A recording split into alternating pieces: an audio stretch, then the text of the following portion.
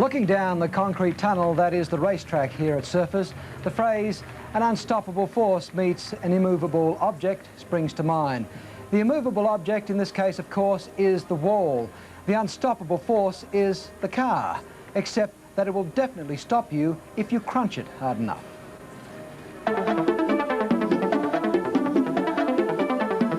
They've been ramming the wall in this sport for 80 years, especially on the super speedway circuits like Indianapolis, where the cars often race side by side and the slightest touch can spell disaster. Usually they survive to race another day, and it's rare that a driver will let the wall scare him off.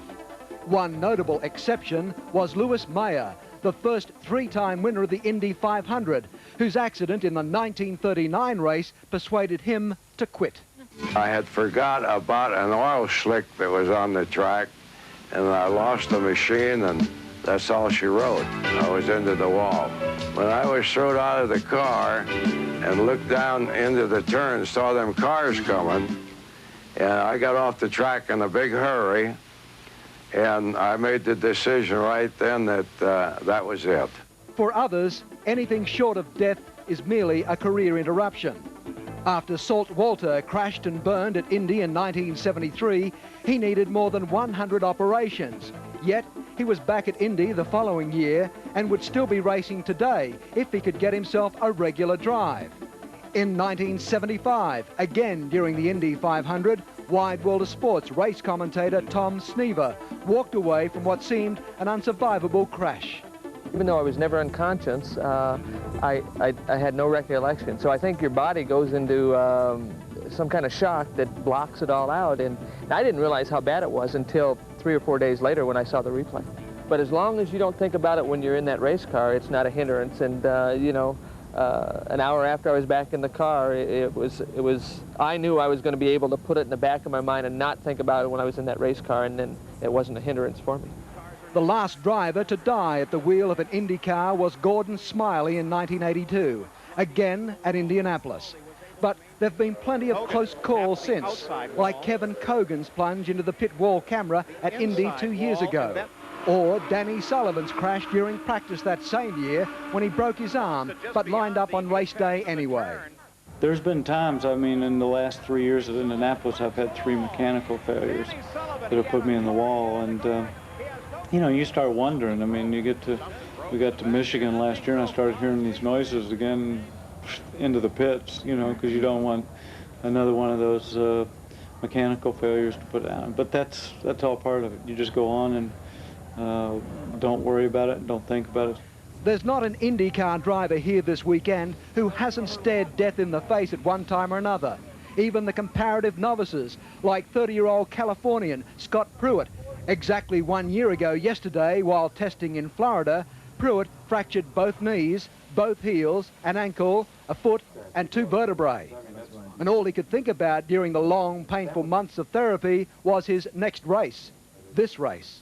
The biggest thing I focused on was getting back in the car, you know, getting back to racing. And that was the thing that kept me going. That was the thing that kept me going to physical therapy 8 hours a day, and on and on and on. Al Unser Jr., the reigning IndyCar champion, is another who's comfortable with the dangers of his chosen profession. His sensational tangle with Emerson Fittipaldi just a few laps from the finish of the 1989 Indy 500 was not life-threatening, but it could have been. On any racetrack, there's always a danger of hitting the wall. So we have walls out here on the Gold Coast. They all hurt. None of them ever move. So no, it's not something that I think about all the time. No, it's part of the racetrack, and it's always there. While the cars won't quite reach the terrifying speeds here that they do at Indianapolis, 280 kilometers an hour is still very fast if you're unlucky enough to have a close encounter of the concrete kind. And if any of them do eat the wall this afternoon, we can only pray that God will be riding with them. Unbelievable crashes there in some of the great IndyCar races. And joining us again, Tom Snever. Tom, we saw your crash, and we saw Lewis Mayer. He had the right attitude, I reckon. He had that bad one and said, that's it, I'm giving it away. Now he's playing golf. How old is he?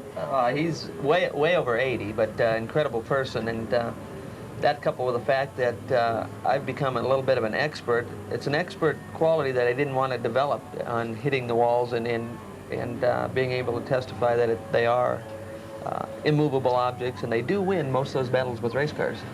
Do you see fellows physically freezing, or have you seen it, when they've come onto a racetrack, people who have had car crashes? Well, everybody reacts a little differently, but at the top level, usually those drivers are able to put it in the back of their mind, and it isn't a problem for them. They want to get back into the car, and that's hard to explain to people why you want to get back in after you go through something like that. And Alan can talk about that a little bit maybe also, that it's in your blood. It's hard to explain why you like to go out there and expose yourself to the kind of risks that are there at the kind of speeds that we run. Yes, but it'd be silly to say that, I mean, drivers want to live. They want to live to be old men, don't they, Alan Jones? Certainly do, that's for sure. But it's quite interesting. When you do have an accident, your subconscious, it seems to happen very quickly, and about a day or two later, you have really a lot of trouble remembering it. And all you can think of at the time is, if you have a big one, is being able to get back to the pits quick smart if you haven't hurt yourself, get in that spare car and get going, because you have to have enormous faith in your own ability, and you've got to think that you're the best, and you've got to think that only something like that. The biggest fear any racing driver has, without a doubt, is that unforeseen mechanical breakage, because if it's down to you, you don't make a mistake. And that's what you must believe in. Yeah. But the thing that terrifies most of us, I think, is that mechanical failure, which is totally out of your control. That's the key to that whole statement, that you don't have control if something breaks. And the kinds of stresses that we put these cars through, you do have mechanical problems. And that's the thing that the driver really has trouble dealing with. I could imagine. Well, apart from the drivers themselves, I guess no one feels the pain of a 300-kilometre-hour prang more than their wives and girlfriends. And in this sport, the better halves are not just along as decoration. They really do get involved in the racing, as Anne-Marie Sparkman discovered. Okay, nice and close, heads down tight. Bloody beautiful, look at that. The Gold Coast in the grip of Indy frenzy, and this time the publicity machine has brought together two of the drivers' wives with two of the Brisbane Bears' biggest. Shelley Unser and Chris Mears are used to the media, but they're a lot more than pretty accessories. They are very much part of the Indy teams, as committed as their husbands. At every race they're in the pits, helping and hoping. If he gave up racing, he would not be easy to live with. He would be miserable. I mean, when we're away from the racing, we're always doing something that has motors, snowmobiling, jet skiing. I mean, it's got to have speed, and it's got to be competitive.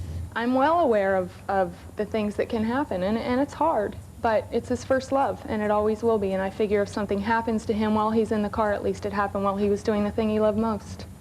Both are married to highly successful men. Rick Mears, Triple Indy 500 winner.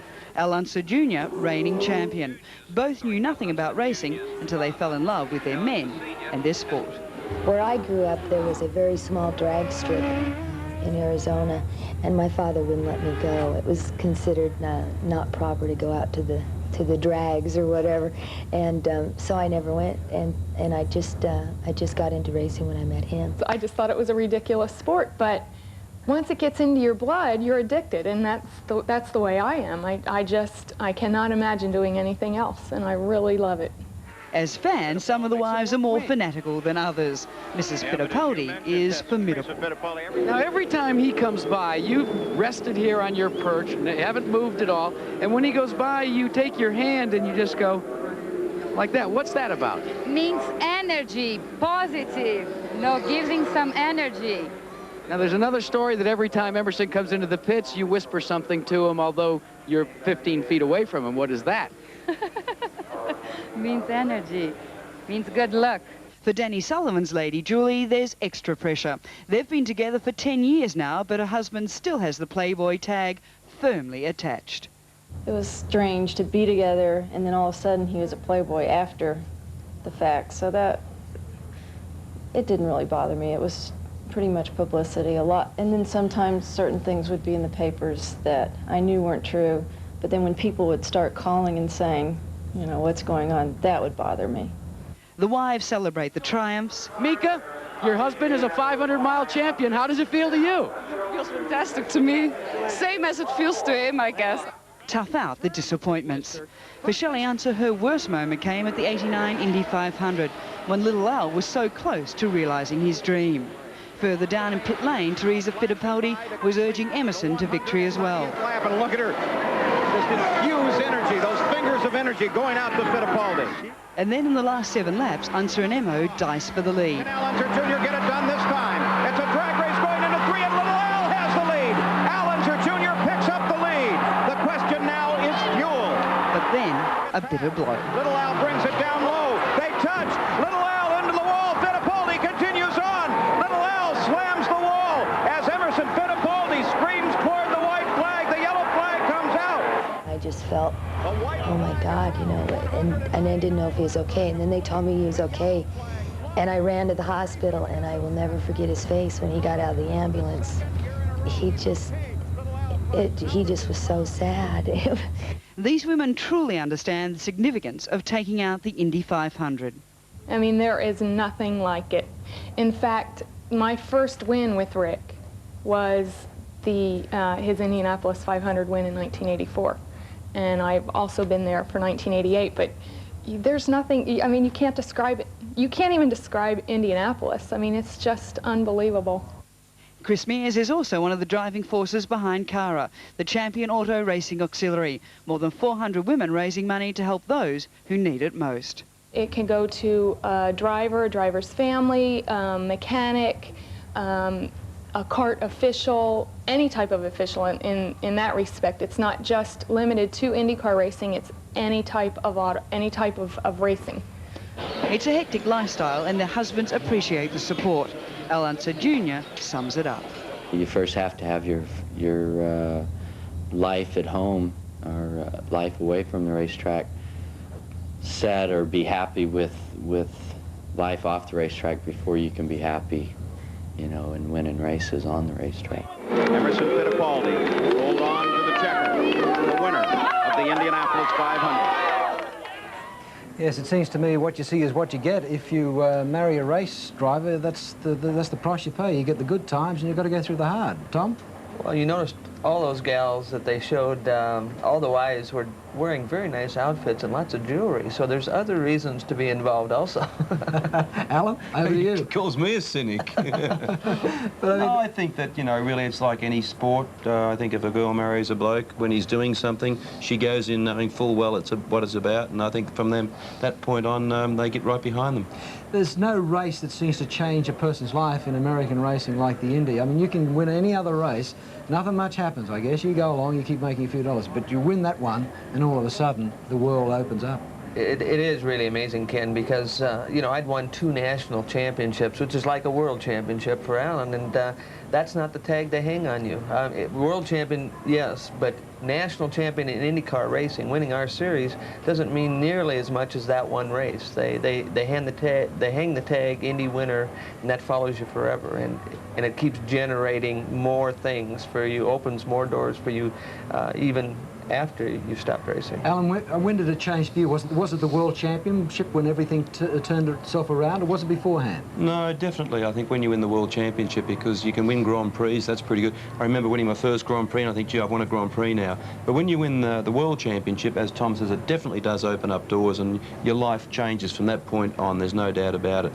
Yeah, well, we looked at Danny Sullivan. I mean, Danny became like almost a pin-up boy. He was in Miami Vice. He was doing lots of modelling and darn good-looking. Like, did you ever get any movie roles offered to you, Tom? You never went to Hollywood? Don't go to a tight shot when you ask me that question. Not too many Hollywood roles. This is about as good as it'll ever get working with you two. Well done. Okay, let's join Tony Jones now at the update desk.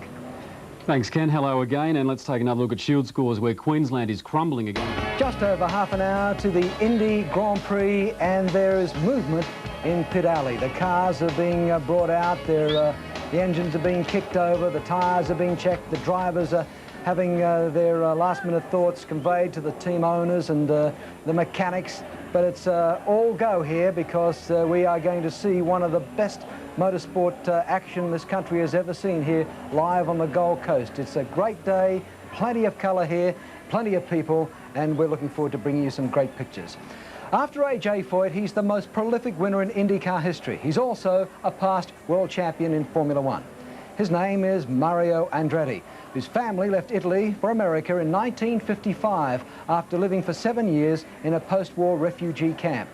Ask him today and he'll tell you it's been the American dream come true. Well, obviously, yes, to many degrees. The family moving over from Italy and me sort of realizing a career that I had dreamt about right from my, you know, teenager years, which is a century ago, obviously.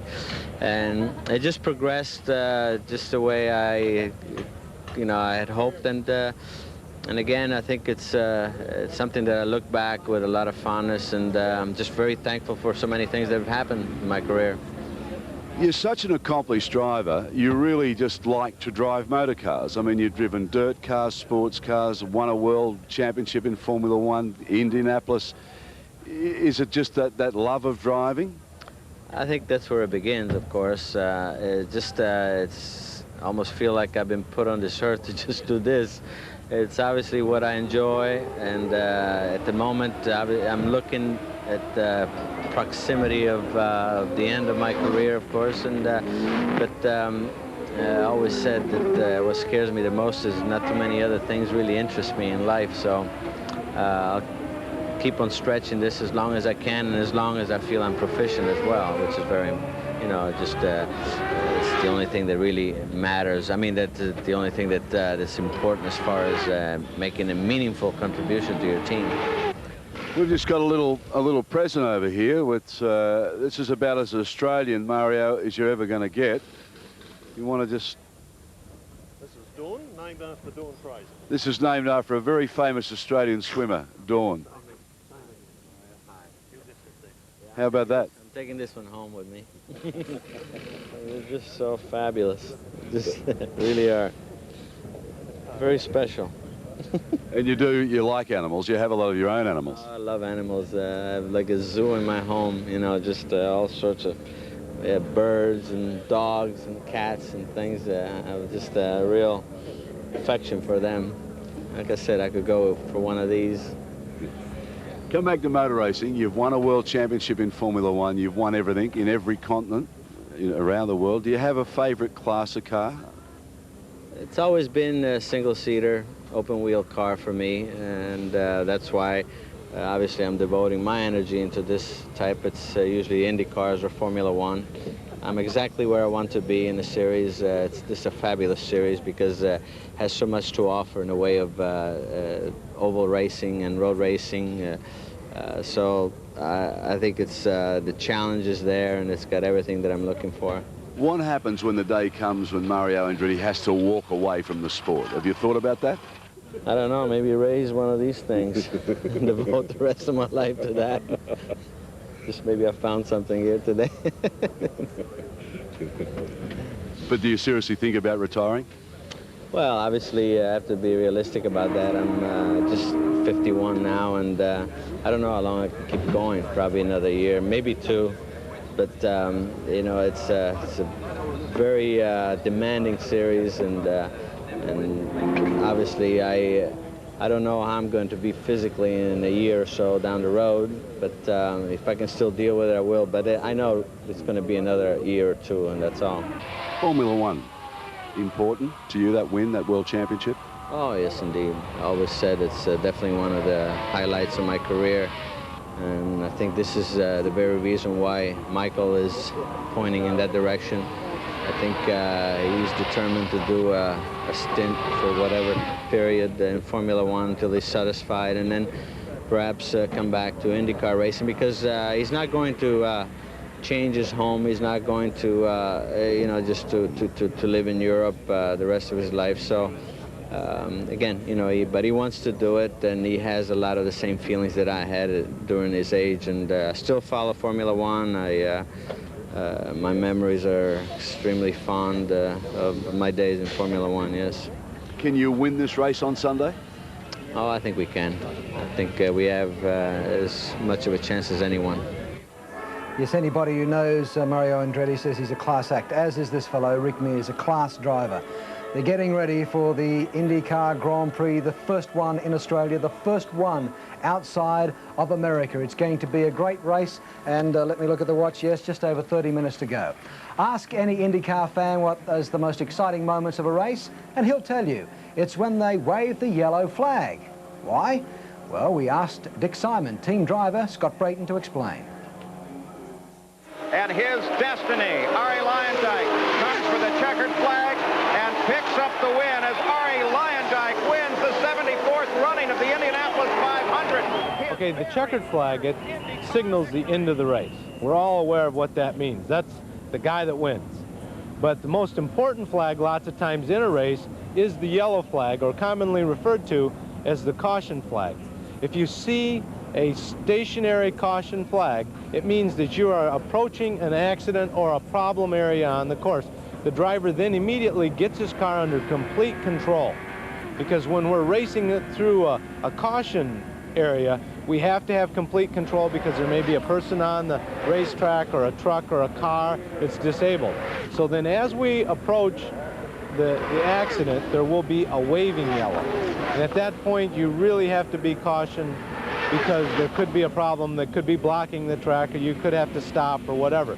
Under these circumstances, a driver is never allowed to pass. So you have to have your car under complete control, and nobody can overtake anybody. So as we proceed, if then they cannot get the problem cleaned up quickly, they'll go to what is a double yellow flag. And that means that the entire track is under caution. You have to keep your car at a slow rate of speed and always under control. At that point, all of the cars will pack up, and there is, again, no passing.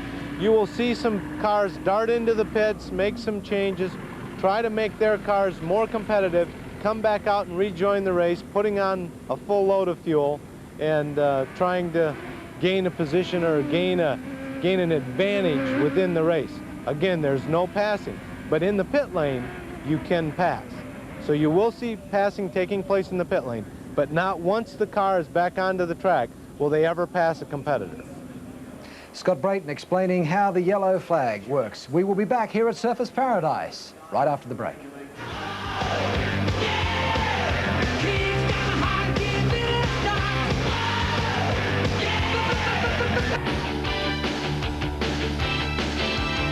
Pit Alley on the Gold Coast for the Indy Grand Prix. Stand by now for the Australian national anthem sung by Suzanne Cloutier from Queensland.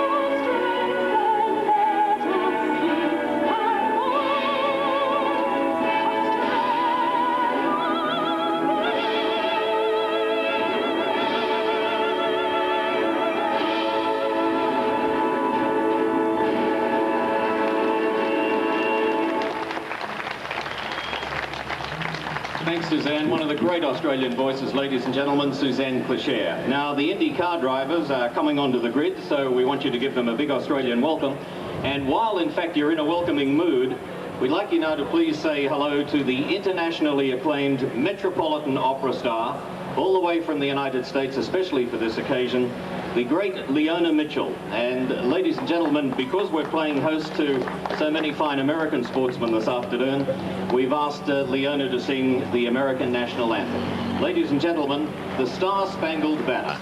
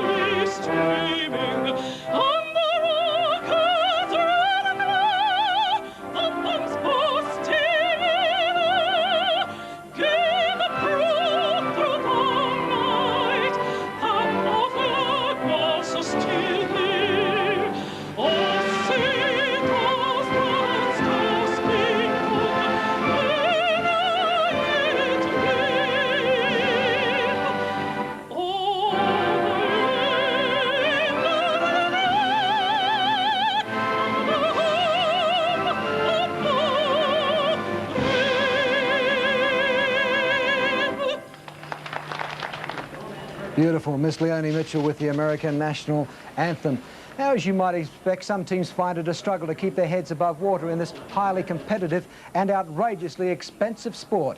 One team which has been going through something of a rough patch is the True Sports team. But as Tim Wharton reports, things are starting to look up again.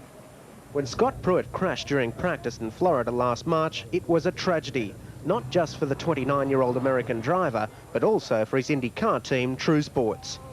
The team, which had been one of the most successful in IndyCar racing in the early 80s, was horrified at the injuries that Pruitt suffered. Well, it was just an unfortunate situation. We had a brake failure, a rear brake failure, and hit cement barriers head on at about 130, 135. Broke my heels, crushed my left ankle, broke my back, broke my knees. So it was pretty well broken up, and you know, just a lot of time. But the biggest thing I focused on was getting back in the car, you know, getting back to racing, and that was a thing that kept me going. That was the thing that kept me going to physical therapy 8 hours a day, and on and on and on. Over the last 12 months, Scott has gradually mended, physically and psychologically. Now he's back, ready to resume his racing career here at the Gold Coast. It was because of his belief in his driving ability that Scott originally attracted True Sports' attention. He gambled everything to get a ride in 1988. Well, I wanted to, you know, I was driving sedan cars for Ford Motor Company. I did that for 3 years and had a lot of success there. But I needed to make that next step, and the only way I could see it was renting a ride. And I took all my savings, I mean, all the money that I had in the world, which was like $70,000, and ended up giving it to a team for one race. And in that one race, was able to look good enough, you know, against the, you know, Penske's or True Sports, whatever, to say, hey, that this guy may have the potential. And then when Bobby Rahal moved on, that's what led me into getting that seat. Now Scott is gambling again, but this time he's not alone. True Sports has decided to stop buying chassis from outside America and develop its own. The team can now claim that it alone has an all-American car. Now we have control of our own destiny. We don't buy our cars, we build our own cars. We develop our own cars, we, you know, from the mechanical aspect to the aero aspect of it. So any fault now would have to be pointed at us, not somebody else. You can't complain about the car, you can't complain about this. It's all in our own hands. New Zealand-born Steve Horn has overseen the 18-month-long project. But why take the risk of spending extra time and money on an all-American car when English-made chassis like Lola have been all the rage? The key to it is we wanted to build our own car. Most of these cars here you see are built by Lola, and they're built, in our mind, to a compromise. They're built to take various engines, various size drivers. I think the sport's getting so competitive now that you have to literally custom build your car to your driver and your engine combination, which is what we've done. Co-owner Barbara Truman believes in Steve and his idea, although she does admit it is a gamble. You might say we've thrown all our eggs in one basket, you know, gambling on that opportunity, but if you had the opportunity to be good at something and successful, you can't really turn around and go back the other way. So the only way is really to go forward, and I think creating this car was one step going forward. So this weekend will be a unique occasion for True Sports. The first time that an all-American car will appear in IndyCar racing, and the first time that Scott Pruitt will be back behind the wheel of an IndyCar in a year. Well, I think you have high expectations, I mean, with your own stuff. I mean, it's going to be a lot of work, and we were just scratching the surface now of getting things going with the new car. You're not going to see probably the true potential of the car for 3 or 4 races down the road once you get more test time on it, once we get a couple races, and once I get a couple races under my belt. I mean, sitting a year out, it's going to take a little bit before I get really sharp again. That's, of course, Scott Pruitt, and this is some of the ladies and some of the gentlemen, of course, who are in pit alley right now getting ready for the Indy Grand Prix, which is just over 15 minutes away. Emerson Fittipaldi's car got the umbrella out. Very warm afternoon here at Surfers Paradise. It is what you would expect from a spectator's point of view. Absolutely ideal conditions, but the drivers are going to lose a little bit of weight out there this afternoon, and it's certainly going to take the toll on some of the cars. IndyCar racing is all about action and entertainment, and so is the sport's glamour boy, Danny Sullivan. Model, actor, jet-setter, they're the credentials of a man permanently in overdrive, as Anne-Marie Sparkman reports. Action. Do you know what this kind of racing can do to a guy? Drive my hair crazy.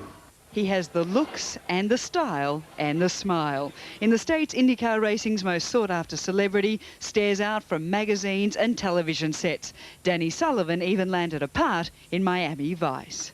everybody said, why do you do it? And I said, well, I don't know. Somebody asked me if I wanted to do it. It seemed like a good thing, and it was a lot of fun.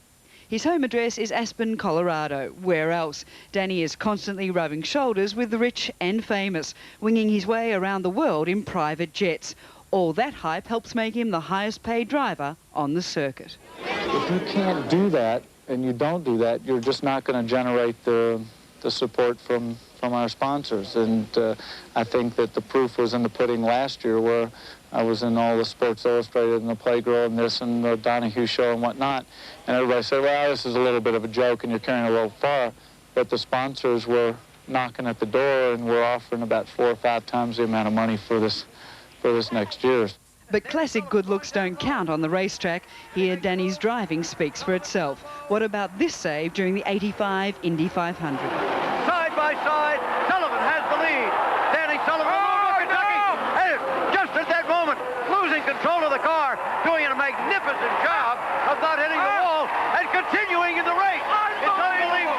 The incredible move maybe ever in Indianapolis, and Mario didn't hit him, Jim. That's even more incredible. Andretti subtly moving to the side like a fighter, taking a punch but letting it slip by him. Sullivan at 200 miles an hour recovering from that spin. And you're more angry than anything, and as the spin went around, and then it came out of it, then I realized I still had a chance to pull it out. And the rest, as they say, is history. Yeah, Sullivan has worked as a janitor, a cab driver in New York, a hand on a chicken farm, a waiter, a lumberjack, a sod cutter, but I don't think he's ever worked at a job quite like this, the winning of the Indianapolis 500. The new American hero is Daniel John Sullivan III of Louisville, Kentucky, who has won the Indianapolis 500. You all know Alan Prost, and he's won quite a few Grand Prix, and I saw him after I won Indianapolis in '85, and he said that he'd trade me some of his Grand Prix wins for that win at Indianapolis. So it speaks pretty highly of what everybody in the world really thinks of that event. But it took Danny 13 years of hard graft to grab the Holy Grail. Sullivan started off in Formula Fords in England and graduated to Formula Atlantic in New Zealand and then in the States. His break in Indy racing came in '82. Since then, the Sullivan stats have really stacked up. He has won 15 races and made over $6 million US, and in '88 won the Indy Championship. But for all the highs, Danny Sullivan has still hit the wall plenty of times.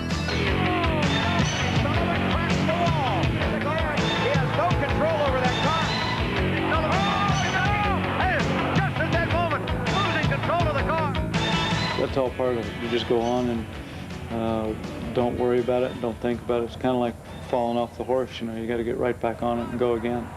The Glamour Boy had 5 years with a successful Penske stable, but at the end of last year, one of the drivers, Fittipaldi, Mears or Sullivan, had to go. It was Danny who found himself with a new team, Pat Patrick and Alfa Romeo in '91. The pressure is now on at the Gold Coast.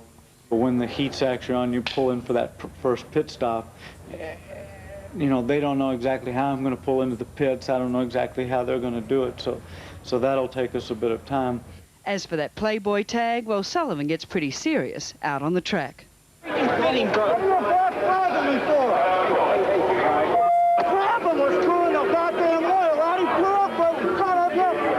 Mostly, it's publicity. After all, Danny's been with the same lady, Julie, for 10 years, and last year became a daddy. My lifestyle? I've got a very good lifestyle. I cannot complain. I live in a very good place. I've got a great girlfriend, a great son. She's got a daughter, and we have a great family life, and no complaints. Just need to win more races. Danny Sullivan there, the man with the good life, but he can have it from me. Okay, now it's time to join Barry Sheen in the pits. He's talking with Michael Andretti. Michael, pole position, and it's not very long to go now. How are you feeling? Ready to go. You know, we've been here quite a while now, and you know, a lot has been building up, and we're just ready to let loose. I was just talking to your dad about butterflies. Have you got any butterflies in your tummy? Always. And I think when those butterflies disappear, that's time to get out. Right, we'll wish you all the best. Let's hope the first chicane's okay. Yeah, that's going to be the interesting one. We'll see. What you decide? Have you decided? Well, obviously, you've decided now which side of the road you're going to start on. Yeah, we're taking the left side, and you know, hopefully it's the right decision. It's really, I don't think it's a major advantage one way or the other. Michael Andretti there talking with Barry Sheen, and we are only minutes away from the start of the Indy Grand Prix here at Surfers Paradise. More after the break.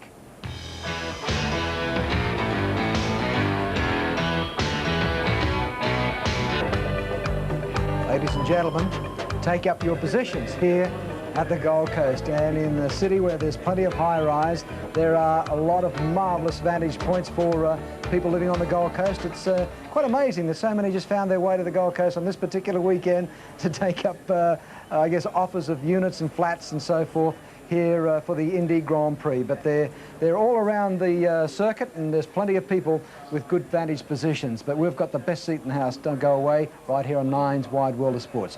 Charles Stewart now talking with Bobby Rahal. Thank you, Bobby. I know you've been in this position many times before a race, but are the nerves still the same? Well, I think first race of the year, you're always a little more keyed up. You know, you want to start the year off on a good foot and hopefully start out with a win, especially with a first corner like this where it's one lane and you just hope everybody behaves. But we're ready to go. You know, we've tested a lot, and it's just exciting to be here in Australia and to start it off here.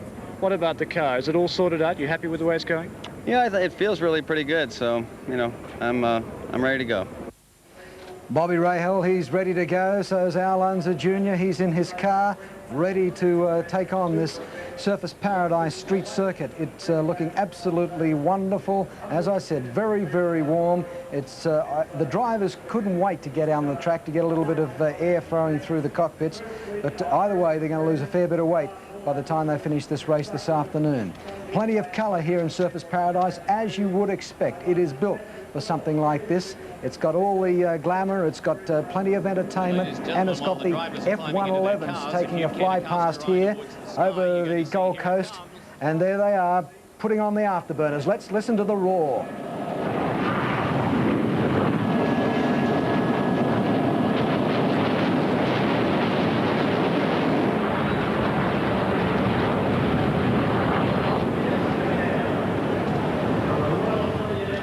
Magnificent fighting aircraft, the F111 fighter bomber, the Australian Air Force, and back here, I guess these guys would love to have that sort of horsepower in the back of their cars, because they would be down that straight so darn quick. They may as well have wings on them. But we're getting the close-ups, the eyes, they tell the story, they tell the nervous tension that's going on before one embarks on what will be around about an hour and three-quarter race. Tom Snever, we are seeing the eyes. The eyes do tell a story, don't they? They really do. Before the race, they're wide open, but at top speed, a lot of times they're a lot more squinty than what you're seeing right now, because you're not sure you want to observe everything that's out there. But right now, it's final preparation time, the final chat, the butterflies. Eddie Cheever, we saw him the other day, eyes almost closed, trying to relax, trying to get his thoughts together. Tom, is it claustrophobic in these conditions? You've got so many people on the grid, it's very warm down there, you're absolutely encased. You are, but to you, you're not claustrophobic. To the average person, the first time they're exposed to that situation, they would definitely feel that way. But for a race driver, that's part of his job, and he's used to that by now. Alan, when you see pictures like this, I guess with Tom, you remember back to when it was your turn, when you were doing the job. Yeah, as a matter of fact, I used to look forward to getting in the cockpit because really it's a form of escapism. You escape all the pests and you can get into the cockpit and just get into your own little world and start soaking yourself up for the race, and it's quite a comfortable feeling being in that cockpit, I reckon. I do think they've done a marvellous job with the pit alley. There's plenty of room to move about in. It's one where there's free movement, and even though you know, a lot of people are down there, at least I don't think they're falling over one another. No, as a matter of fact, the general consensus is that the pit lane's wider than the racetrack. Yeah, well, there's Scott Pruitt, a man who's looking for something really special here at Surfers Paradise this afternoon, a man who had an horrendous accident but has recovered and keener than ever to show that he's got the goods. He's got a sponsor, one of the biggest in America, so there's no shortage of dollars and cents as far as Scott Pruitt is concerned. We are ready now. Let's now join Steve Liebman. And now, ladies and gentlemen, it is time to welcome millions of television viewers around the world to the beautiful Gold Coast of Australia and surface paradise. Mr. Premier, would you now honour us all with those immortal words and take Queensland into motor racing history?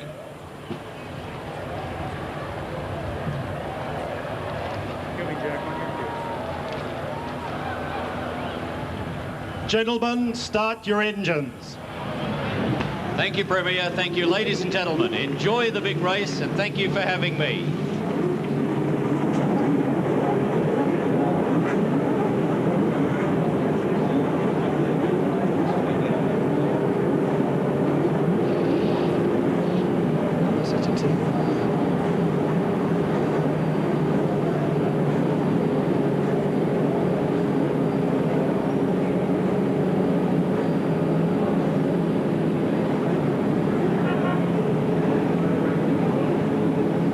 Premier Wayne Goss has uttered those time-honoured words. Gentlemen, start your engines, and they did. The roar went up. What a marvellous picture that is. All the colour, all the noise. That is IndyCar racing. And Tom, it is special, doesn't it?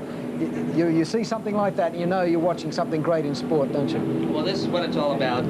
When the drivers hear the command, that's the time that, and the preparation that was spent. It's all for that command, and they're all ready to go now. They're anxious. They were probably ready to go 2 or 3 hours ago, but they're ready now, and they're glad. The motors are fired up, and they're going to be rolling off the grid here shortly. Is this a similar scene that you would see at any street circuit or a track in America? Similar type of situation? Oh, yes, very similar. Same exact combination that we go through, so this is not unusual for them at all. Lots of glamour, which is, of course, the Gold Coast. Lots of colour, and people enjoying the sunshine, dressed accordingly with plenty of hats and sunburn cream, which is the way to go, of course. And there we are. We see some of the cars which will lead off this parade of honour around the street circuit. There'll be, I think they'll go around the circuit twice, Tom. I'm not quite sure. I think that's the way they plan it. Actually, I believe it's a third time by, and that'll be plenty of time to get the temperatures to the point that they need to. They worry about the engine temperature, the transmission temperatures, and also heating the tires. The tires are very thermostatic, and they need some heat in them before they get the grip that they're capable of. And if they were to go out and just stand on the throttle right off the bat, they wouldn't have the adhesion that would they need to stay out of trouble. I'm looking forward, Tom, to the fuel stops, the pit stops, when they change the tyres and they fill her up, gas her up, all about 16 seconds. 40 gallons go in and they change the 4 tyres. They're quick. Well, that's an art into itself, and you know, the crew is a very important, integral part of the total driver's success. I think it's going to be very exciting to watch. If we do have a full course yellow, I think you're going to see over half the field in the pits at once, and that's going to be very exciting. Now it's time to join Darrell Eastlake, who's going to call the big race. Good calling, Darrell. Thank you, Ken. What a moment, eh? Gee whiz. We've done a lot of big events here on Nine Sports, but the hair goes up the back of the neck here because history being made on the Gold Coast of Queensland. For the first time in Australia, the Indy cars fired up in anger now, and it is a fantastic sight. 3 laps they'll roll by. And, of course, we'll have a rolling start. We'll check the grid for you and look at the way the drivers are placed. On row 1 on the inside, and he elected to start there, Michael Andretti, car number 2. That's his pole time. On the outside of him, Eddie Cheever, who did so well in car 8 to lead most of the qualifying sessions. On the second row on the inside, Al Unser Jr., he'll be there, car number 1. On the same row outside, Bobby Rahal, car number 18. Row 3, inside is Mario Andretti, the living legend, car number 6. Outside of him, Emerson Fittipaldi. Row 4, Rick Mears, he'll be there, car 3. Outside of him, the Indianapolis 500 winner of last year, Ari Lyondike, car 9. Row 5 on the inside is John Andretti, another of the Andrettis. He's in car 4, a very distinctive yellow car. On the outside of him, Mr. Hollywood himself, Danny Sullivan, car 20. Row 6 on the inside, Scott Pruitt, car number 11, the All-American car. Outside of him, Tony Bettenhausen, car 16, a famous name. Row 7 on the inside is Scott Goodyear in car 15. Scott Brayton, car 22, will share that spot with him. Row 8, Ted Prappis, and that's in the PIG car. Very colourful outset. Jeff Andretti, another Andretti on row out on the 8th on the outside. Row 9 on the inside is Mike Groff. Great job to get there in car 50. Franco Scapini is in car 42 beside him. On the 10th row, Hiro Matsushita from Japan, the only Japanese driver driving Indy cars. Randy Lewis in car 19, also on row 10. Row 11 on the inside, Dennis Vitolo, car 39. Outside of him, Dean Hall, car 21. Row 12, Mark Dismore, car 12. Outside of him, Buddy Lazier, car 90. Buddy Lazier suffering from the heat out here. Phil Kruger coming back from a massive injury to race here.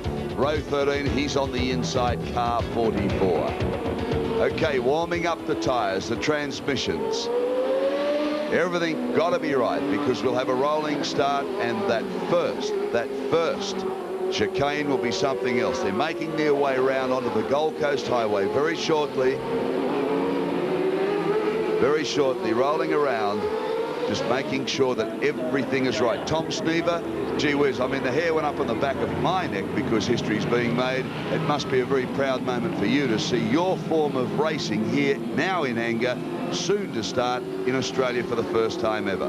Well, it's an exciting time for all of us down here. I think this is why we came for the race. They've gone through practice, they've gone through qualifying, and now they're here to do the job that they intended to do when they came. Your pick? Your pick? My pick? I think I've got to go with Alan Jr. Alan Jones, you've been involved with this sort of racing, open wheelers all around the world. You live on the Gold Coast, a fantastic moment. It sure is, Daryl. It's, as I said before, it's really showing the rest of the world the lovely Gold Coast where I live, and it has to be a good rub-off for tourism. Tom, we talk about that first chicane. We've seen plenty of mix-up there in the earlier races, the support races, but Michael Andretti has elected to stay on the left-hand side of the start line because they've never raced here before. We really don't know the advantage of a pole position. Was that the right choice in your mind? Well, I'm not sure it was, Des. You know, we'll have to wait and see what happens at the start, but he's actually on the outside as you come through the start-finish area. He'll be on the outside of the racetrack, and it's going to be the guy that gets the jump before you get to the start-finish line is the guy that's going to lead it in, no matter which side you start on. But assuming everything's equal, I'm not so sure that Michael will be the first one to that chicane. I did go to the drivers' meeting, and everybody was very, very concerned about that first corner. It was gone over and over again in the meeting that let's use our heads, let's show our professionalism, let's get the cars through that first chicane area before you really start to go racing. Rolling starts are new in this country. We're used to a grid start. Alan Jones, the difference in a car, I mean, is it more difficult, more dangerous? Well, I personally prefer them, to be honest. I think they're safer. I think that it eliminates any chances of doing a clutch, breaking a drive shaft. We know that all the engines are going. It eliminates any chance of perhaps stalling. And to be honest, I think 9 times out of 10 they get off to a far better, cleaner start than a standing start. You know, to go along with Alan's thought there, you know, we've had trouble at the beginning of the race at Indianapolis over the years. You know, every odd year or so you have a big incident at the beginning of the race, and they're always thinking about different ways to start the race. Do we start it slower? Do we start at a faster speed? Should we start, you know, like Formula One does? But the key element here is the adrenaline flow, the electricity in the air. It's not that the drivers don't know what to do or how to do it, but there's a little more adrenaline at the start of these races, and it causes the driver, even though he thinks he's doing things at the same speed, he's actually doing them a little bit quicker because of the adrenaline. Yeah, good point, because we have seen some horrendous shunts at Indianapolis at that start line. One I remember a few years ago, and there were tyres and wheels and car bodies going every which way on the circuit, and it's just hard to believe what it'd be like sitting in amongst all that. You were.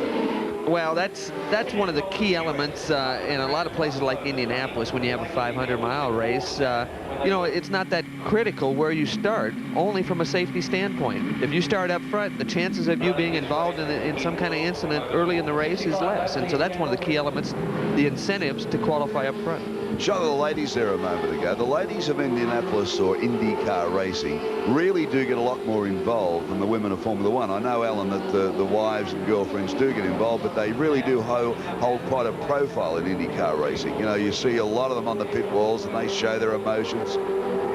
Yeah, I think that's nice. I think really they've almost been made redundant in Formula One because we have this electronic timing which is attached to the cars, and it's automatically fed back into the computers, and we get it on the monitors in the pits instantaneously. And years ago, that's exactly what the Formula One wives used to do, but since they've brought in this electronic automatic timing, they've virtually been redundant in that role. Laps 65 total, of course, round the circuit is 4.5 kilometres, 292 kilometres of race distance. And this is the first ever race, and there'll be something like 17,500 horsepower unleashed on this start line. Well, that's the horsepower in the motors, and then you got the driver horsepower, and that's involved with the adrenaline that we talked about. The hair's on end for all these guys right now. Tom, looking at the cars there, a familiar picture to anybody who follows motor racing. What are you thinking of now when you're in the car doing that? Well, there are a couple things you're thinking about. Obviously, your major concern is making sure you have a feel for what kind of grip those tires are going to provide for you at the start of the race. And the other thing is you're thinking in the back of your mind, boy, I wonder if the final adjustments we did to this car based on our final practice session are going to be enough to get me to the front and keep me there.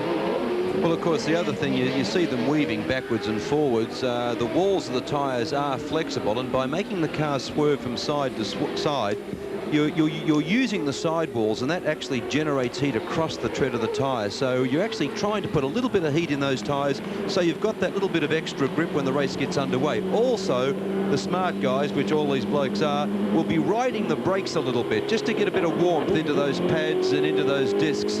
So when they do arrive down to the first chicane, they've got some sort of grip and feel for the brakes, as opposed to arriving there with cold tyres and cold brakes. Yeah, it must be a tough job too, being out in front with Michael Andretti. He's got to sort of make sure that he's in the right position, Tom, because everybody's got to group up with him. Well, he does control the start. The pole position guy, one of the things he earns is the right to control the speed and when the acceleration is going to begin at the start of this race.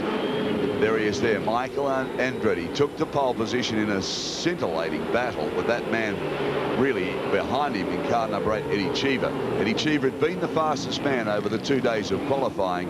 Andretti pulled out some big laps with just a few minutes to go and took it. And actually took the first 100-mile-per-hour lap here on this brand new circuit. Now, you've created history in your own way because you were the first man in Indianapolis to pull out 200-mile-an-hour lap. Well, that's one thing. There's always going to be new track records. You see Michael shake his fist at Eddie Cheever coming on to the main straight here for the start of the race. He's upset already. Okay, so Andretti letting his feelings know. The pace car moves away, racing now for the first time in Australia. IndyCar racing, a lesson to the roar as 17,500 horsepower come roaring past our broadcast stand. Now, here we are in the first chicane. Oh, and everybody seems to be getting through there okay. Good start. Al Unser, I think, got by Eddie Cheever to pull in the number 2 spot at that first chicane. Alan. I don't think Michael liked the way that Eddie sort of cut him off a bit coming into the left-hander on the straight. He held it very tight, didn't give young Andretti very much room at all, and of course he let Eddie know that. Al Unser Jr. at the moment really hustling Michael Andretti as they come up for the first time to hit the Surfers Paradise waterfront area, the seaside area in Anger. It's Andretti, followed by Al Unser Jr. Eddie Cheever is back in third in the red car. Look at Al drop below Michael going into the end of the long front straightaway. Looks like he got by. And took him in a beautiful move under brakes, and that's the part of the circuit you said to me yesterday we would see some passing moves. And on lap 1, we've seen it. Did you see Andretti? He was very reluctant to give Al Unser that slot, and in sort of fighting for it for as long as he did, he cut a lot of momentum off and gave Eddie Cheever a real chance at him. Well, Eddie actually got up alongside, but Michael outbroke him into that next corner. Bobby Rahal now up in 4th place in the blue and yellow car, and if anything, he's crawling all over the back of Eddie Cheever. But out in front, Al Unser Jr. Then Michael Andretti is in 2nd. Eddie Cheever in 3rd place. Bobby Rahal back in 4th as they stream round the twisty part of the circuit, waiting now to come back onto the Gold Coast Highway, which they've done right now. And now they'll build up to 180 mile an hour and heading down to that chicane area again. So it's Michael Andretti chasing Al Unser Jr. at the moment. Bobby Rahal chasing Eddie Cheever in a car off there, number 15. Scott Goodyear there backwards in that chicane area. So a lucky moment for him in a way, because there was a lot of traffic streaming through there. Al Unser Jr. got everything covered at the moment. Michael Andretti is running 2nd through the chicane now. Eddie Cheever, Bobby Rahal is next.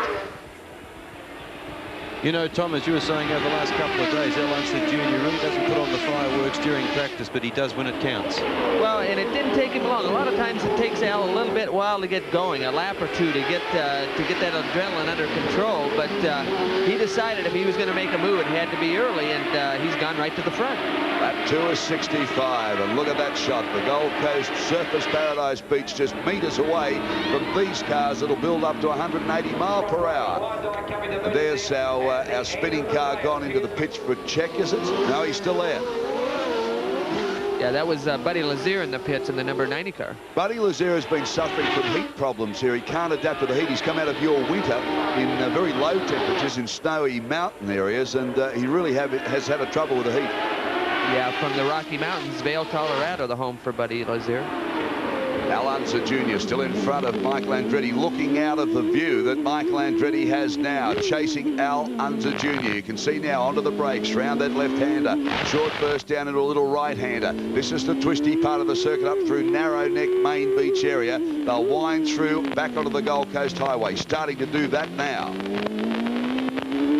Very important corner, that left hand, because if you can come out of that corner nice and cleanly, it really does give an extra few kilometres an hour down the straight. And of course, that gives you the ideal opportunity for getting the toe to get past the guy into the first chicane. I think now Al Unser Jr. is starting to stretch a little on Michael Andretti. He has pulled out a couple of car lengths, and this is very surprising. Michael will be all after his race car. He won't let little Al get too far ahead. And if he does, it won't be because he's not working the car very hard.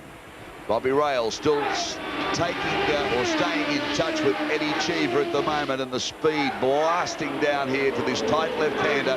A little short burst of 200-odd metres now back onto the surf front of Surfers Paradise. A great sight, and this circuit really has provided some thrills and spills right throughout the day, and this race is very, very close at the moment. Nothing in it. Everybody just sparring around a little, feeling everybody out. On full tanks too, so the cars at the moment are the heaviest they're going to be. They'll lighten up as the race continues. Those head-on pitches show you how low the cars are to the ground, especially under full tanks as they are now. And that has been a problem for a lot of the cars during practice time. They were bottoming out pretty heavy.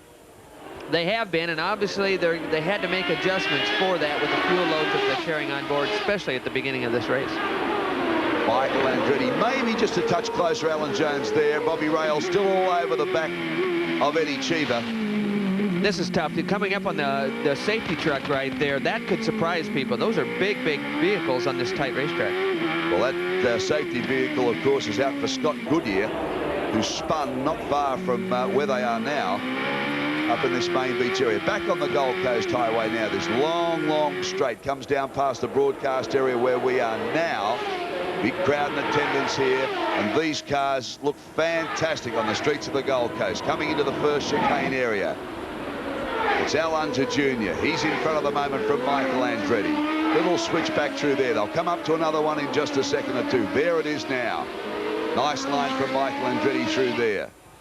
Michael does gain a little bit coming into the chicane areas at the end of the long straightaways, but that indicates that he's probably using the brakes a little bit harder to try to close that gap, and that could be a factor of brakes later in this race, Alan. Absolutely, Tom. I was just about to say, I think brakes will come very much into play in this race later on, and I think that it's going to be the person who can go as quickly as he possibly can but conserve his equipment that's going to be looking real good towards the end of this race. It's very tough on brakes. Tom, at about what lap would you expect the cars to start to come into the pits?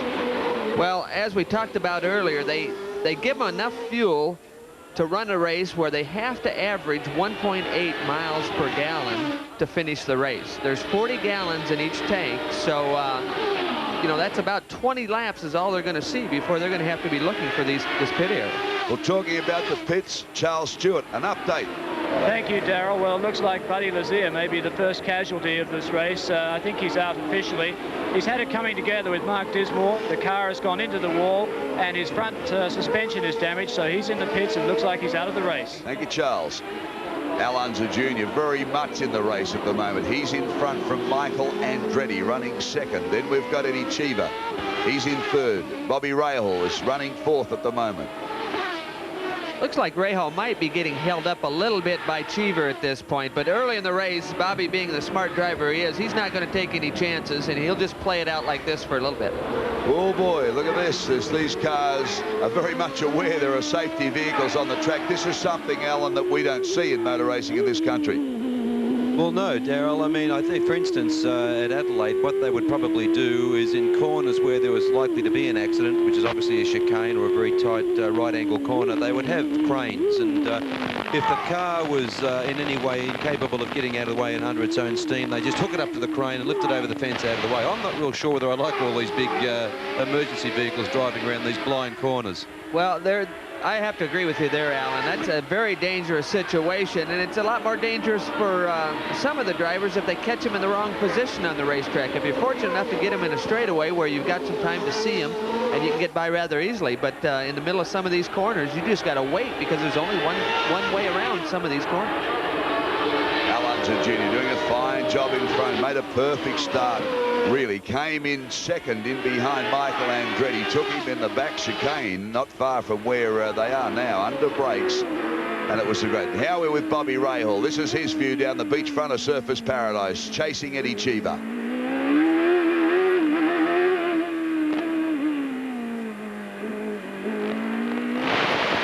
Listening to the car work there. Bobby was very concerned about some of the braking areas, entering some of the left-handers before they got onto the front pit straightaway. He felt there was a very small margin of error. They got some sand on the racetrack off the beach side a little bit, and a lot of times he didn't feel like he was over-braking the car, but he'd lock up a front tire, flat spot him, and that could be a factor for some of these guys if they lock those front brakes very often. Well, it's not real unusual for the Esplanade to have a lot of sand on it. When we get these south-southeasterlies up here, the wind flicks the sand up off the beach and deposits it on the road. But I thought the cement walls would have saved a lot of that, but obviously it is getting over the top and onto the track. You can hear the cars really working well there. Now riding with Al Unser. He's heading up for that.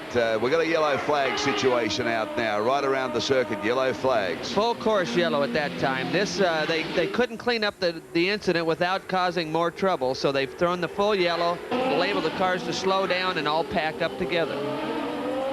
Car 39, Dennis Vitolo. He's had a spin. Vitolo has had a spin in car 39. I might add, keep your eye out for car 90 too, because it's carrying the only Australian sponsorship in this event, which is the Project Corporation Limited.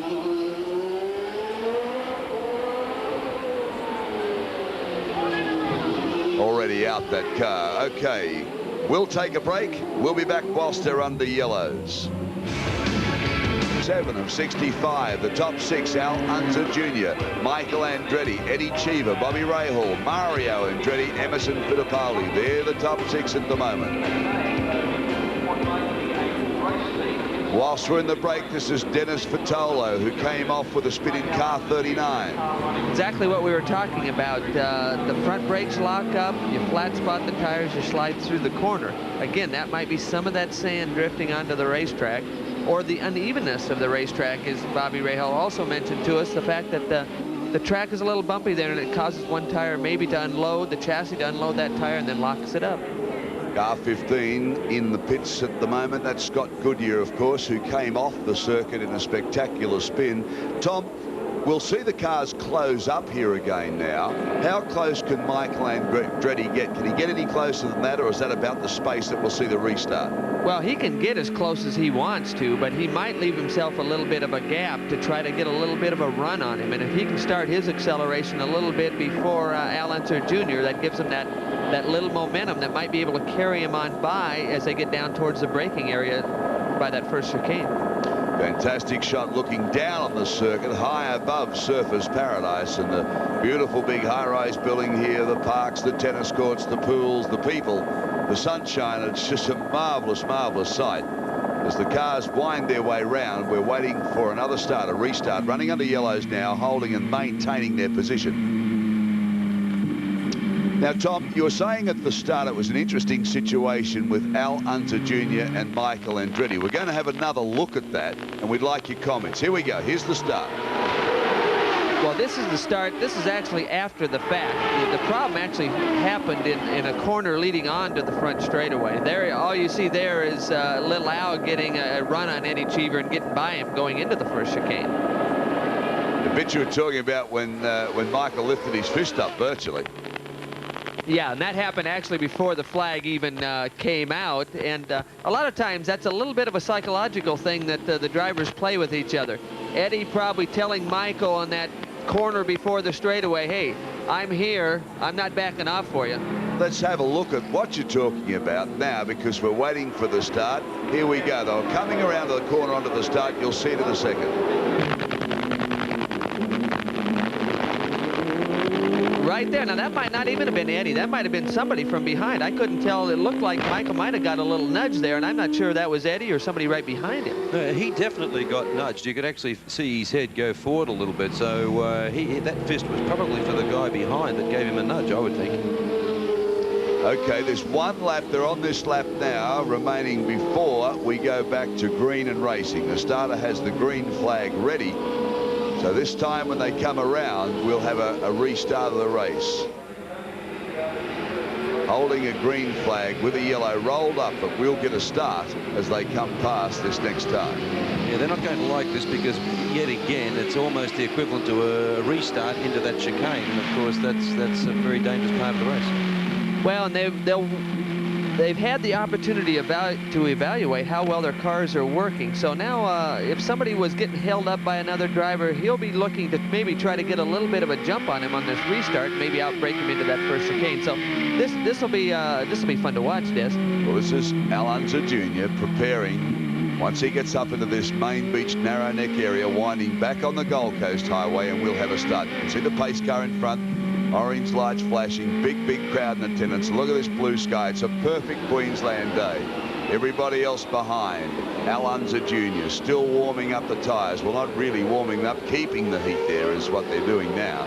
Actually, now at this point in the race, they've already had the tires hot at one time, and they're probably still warm. There's debris in the racetrack, so now they're actually trying to get debris that might have gathered on the tires when they went slow, cleaned off the tires, so they've got a fresh, smooth surface that'll give them all the traction they want. Doing a little laundry.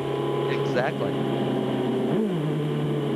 Pace car up in front, Al Unser Jr. Michael Andretti, that's the view he has of Al Unser Jr. Now they're winding their way back around this narrow neck Southport area, and they'll be into an area to start shortly.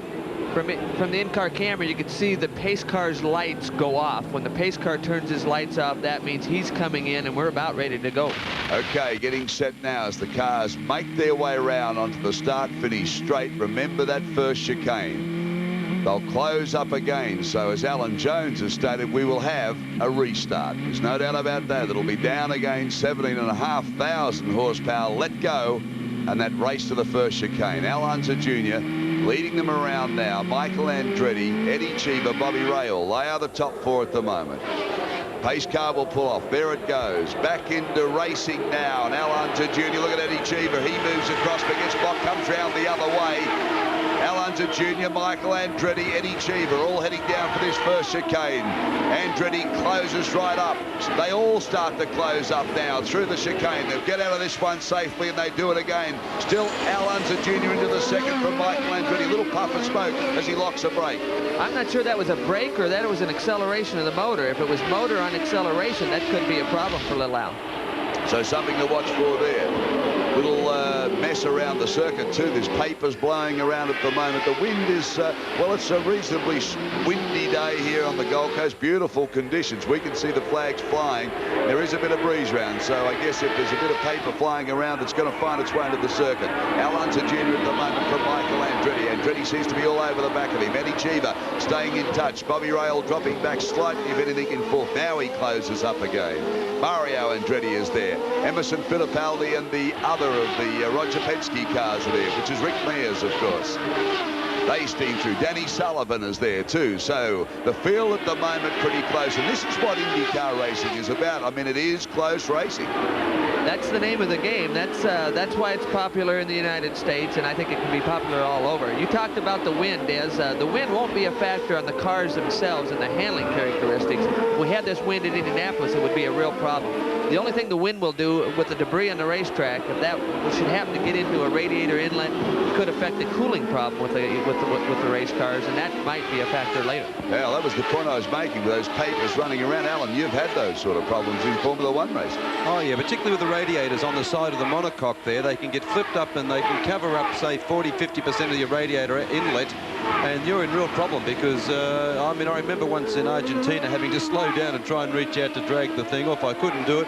Had to make a pit stop just to get the mechanics to take the paper away. Otherwise, you're not going to finish. You're going to blow your engine up. I remember you told me that story when that happened. But it's Al Unser Jr. out in front of him. Again, gets that little lead up on Michael Andretti. He seems to have the ability to be able to pull about 2 car lengths in that area. Well, little Al, one of the driver's jobs is setting that car up for race conditions, and right now it looks like Al's done a tremendous job of making sure the car was going to be proper for the race condition, and right now he's got that best setup. Well, I think that showed in that passing move on Michael Andretti. I mean, it was a confidence move, wasn't it? He didn't even hesitate. Pulled out, through he went. Another problem, we've got Hiro, the Japanese driver, sideways. It looks to be in the same area that Scott Goodyear had the problem earlier.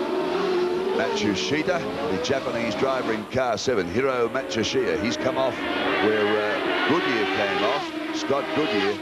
So we do have a safety vehicle back on the circuit.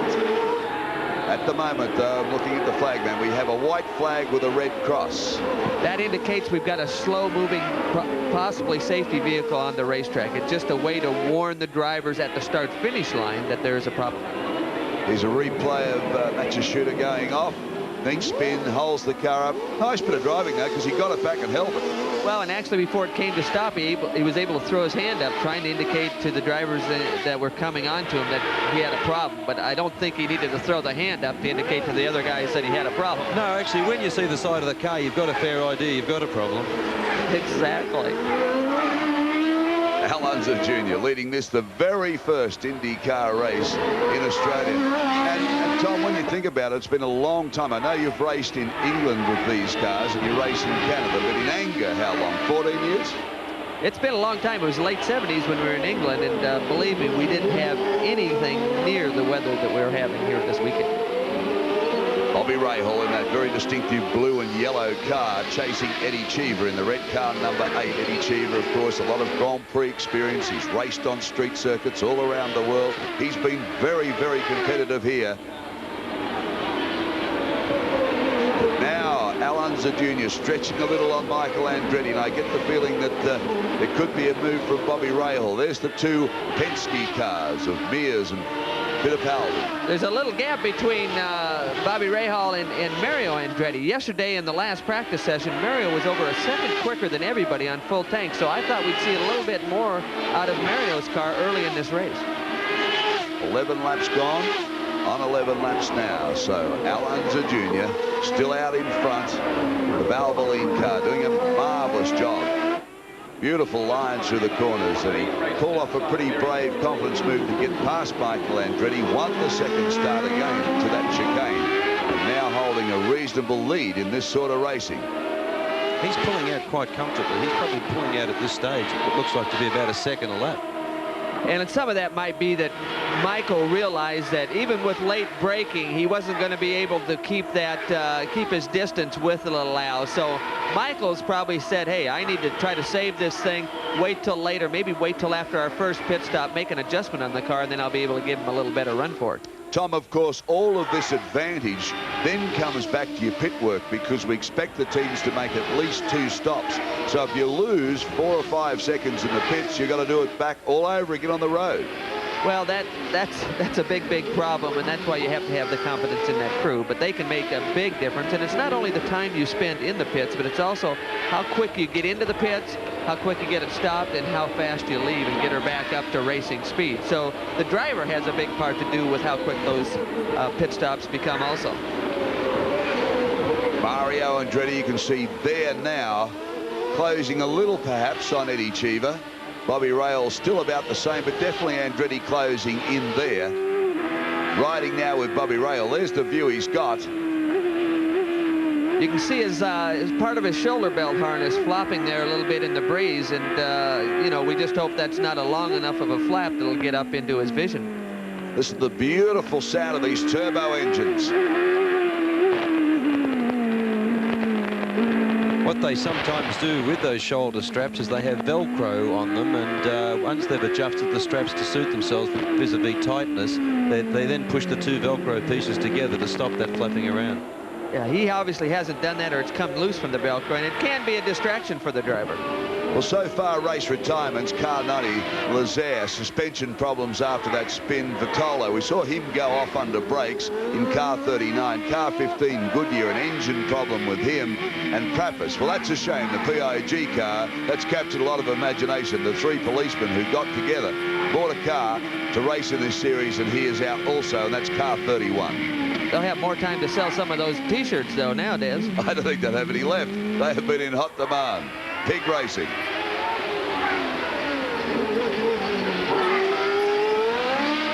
Car 11, we believe, making his way to the pits now with some sort of a fire problem, so let's hope that's all right. But look at that shot of the Gold Coast. Fantastic setting for a racetrack here. We're looking at Al Unser Jr. He's out in front from Michael Andretti at the moment, and doing it pretty well too. Beautifully balancing the car as he goes through the chicane area. Now we have Michael Andretti. Eddie Cheever a little closer this time. Bobby Rahal still all over him. Michael Andretti. Here's Cheever coming in behind him, the red car.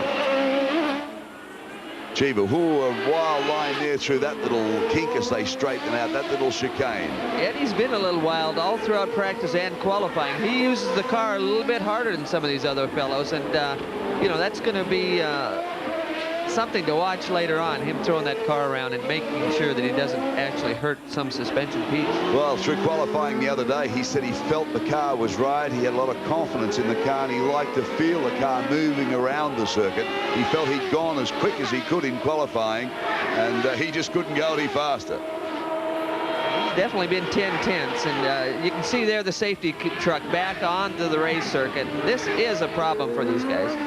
That flag is out again, the white flag with the red cross being shown to all the cars as they come round. As Tom Sneaver said, that's designating the fact there is a safety vehicle on the circuit. Just gone past us now on the start-finish line.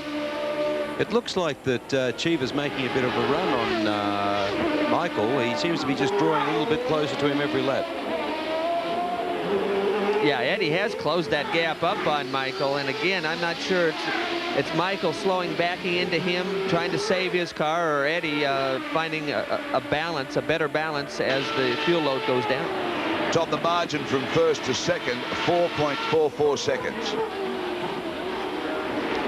4.44 seconds. That's the gap between second and third. You can see there, Eddie Cheever in the red car chasing the Kmart product of Michael Andretti. Well, that's no 4.4 seconds, I can tell you that, yes. But there is the gap. We just saw Al Unser Jr. getting away, and we saw the second and third cars coming through. So they've still got him inside, of course, 4.44 seconds. And it's just 0.3 of a second between second and third.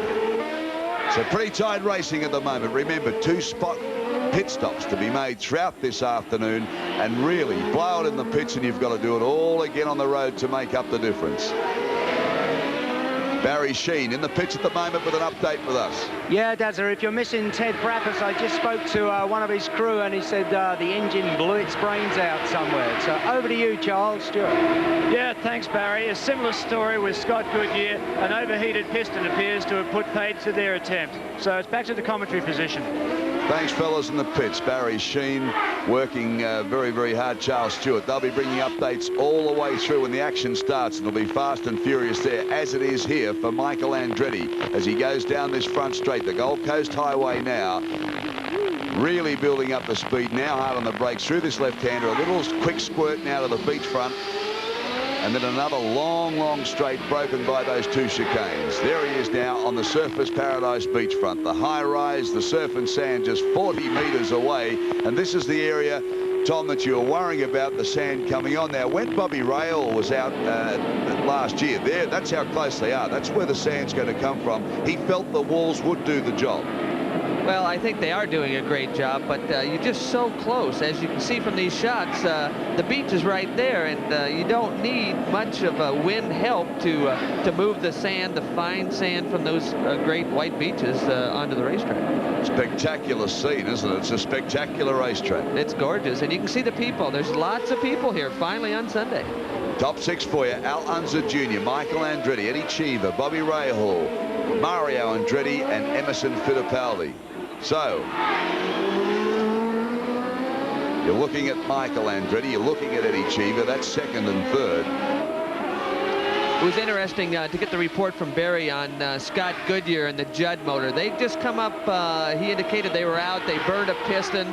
That usually means they weren't getting the fuel to one of the cylinders. They're trying a new fuel injection system that's very similar to what the Chevrolets are running, trying to make up the gap in horsepower between that Judd motor and the Chevrolet, and obviously they need a little more work in that fuel management program, Alan.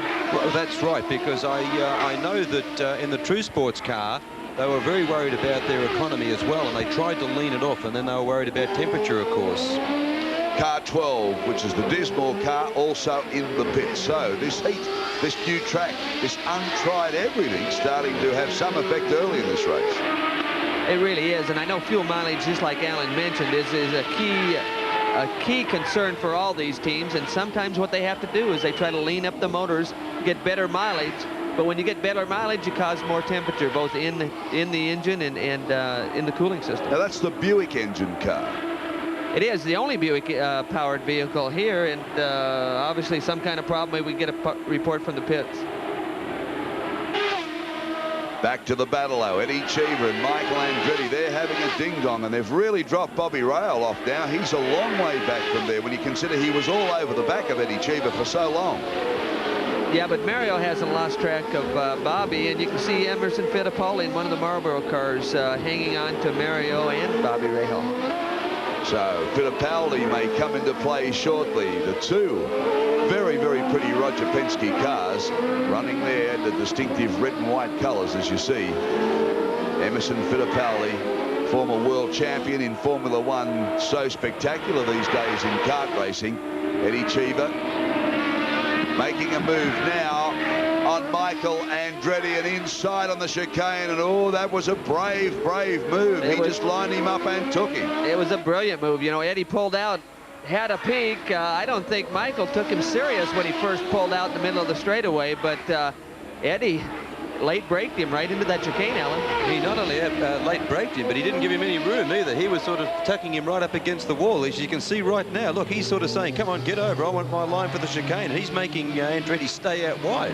And Michael was still bound and determined to turn in there, but Eddie was there, and he just had to roll out of it and wait for him to go by. Now, you thought that Eddie Cheever was being held up by Michael Andretti. Seems to have stretched since he got past him. Perhaps you're right there, because he's really got the boot into it now, chasing Al Unser Jr., who is still in front. Well, we've seen two brave braking moves already on this new circuit. Michael Andretti lost his first place to Al Unser Jr. under brakes right in this part of the circuit here, and Eddie Cheever's done exactly the same thing on the first chicane under brakes to Michael Andretti. So that's twice that he's been passed under brakes. Well, we talked about how braking was going to be a key element in this race, both saving the brakes, and that's where the passing was going to occur, and sure enough, that's what we're seeing right at this point. Eddie Cheever works his way back onto the front straight again. Michael Andretti second and third. It's really a hot dice at the moment. Cheever's waited, forced his way through, and certainly now getting some distance on Michael Andretti as he chases Al Unser Jr. Well, that's 100% right, Daz. He's after Al Unser Jr. now. He can't afford to let Al Unser get that far away, just in case there's no more yellows. Barry Sheen back in the pits. Yeah, thank you, Darrell. I'm standing with a very unhappy Ted Prappers. What happened, Ted? Well, we lost the motor, but I missed the shift, and we buzzed it a little bit. And these things are wound up pretty tight, and they don't really take any abuse at all. And I think that's what really killed it. And we missed it. We kept going a little while longer, but it just finally would just let go of us going down the back straight. Never mind. I saw you telling your team chief he didn't seem too bad about it. No, I mean, you can't be happy. Nothing's cheap in this sport, and it's going to be an expensive mistake, but I guess you live and learn, hopefully. Okay, thanks a lot, Ted. Back to you, Dazzle. Good on you, Bazza. Well, you can see car 11. That's the All-American car in the pits being worked on at this stage, so obviously problems there. Well, it's a new car, new team, first race for that All-American built car, and they're obviously having some concern they're dealing with. It must have been much, because he wasn't that long in the pits. He's out now and at them, so whether it was a scheduled stop, because he certainly didn't spend a great deal of time in the pits. Well, we'll take a break and we'll be back with Al Unser Jr.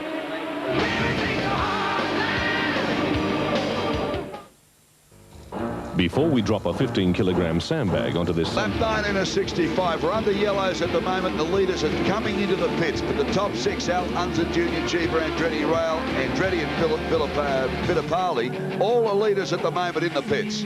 Just like we thought, Des, full course yellow at about a time when they needed to fuel anyway, and all the top cars have come into the pits. Now, just explain to our viewers about this yellow situation one more time, because we're all brand new to this.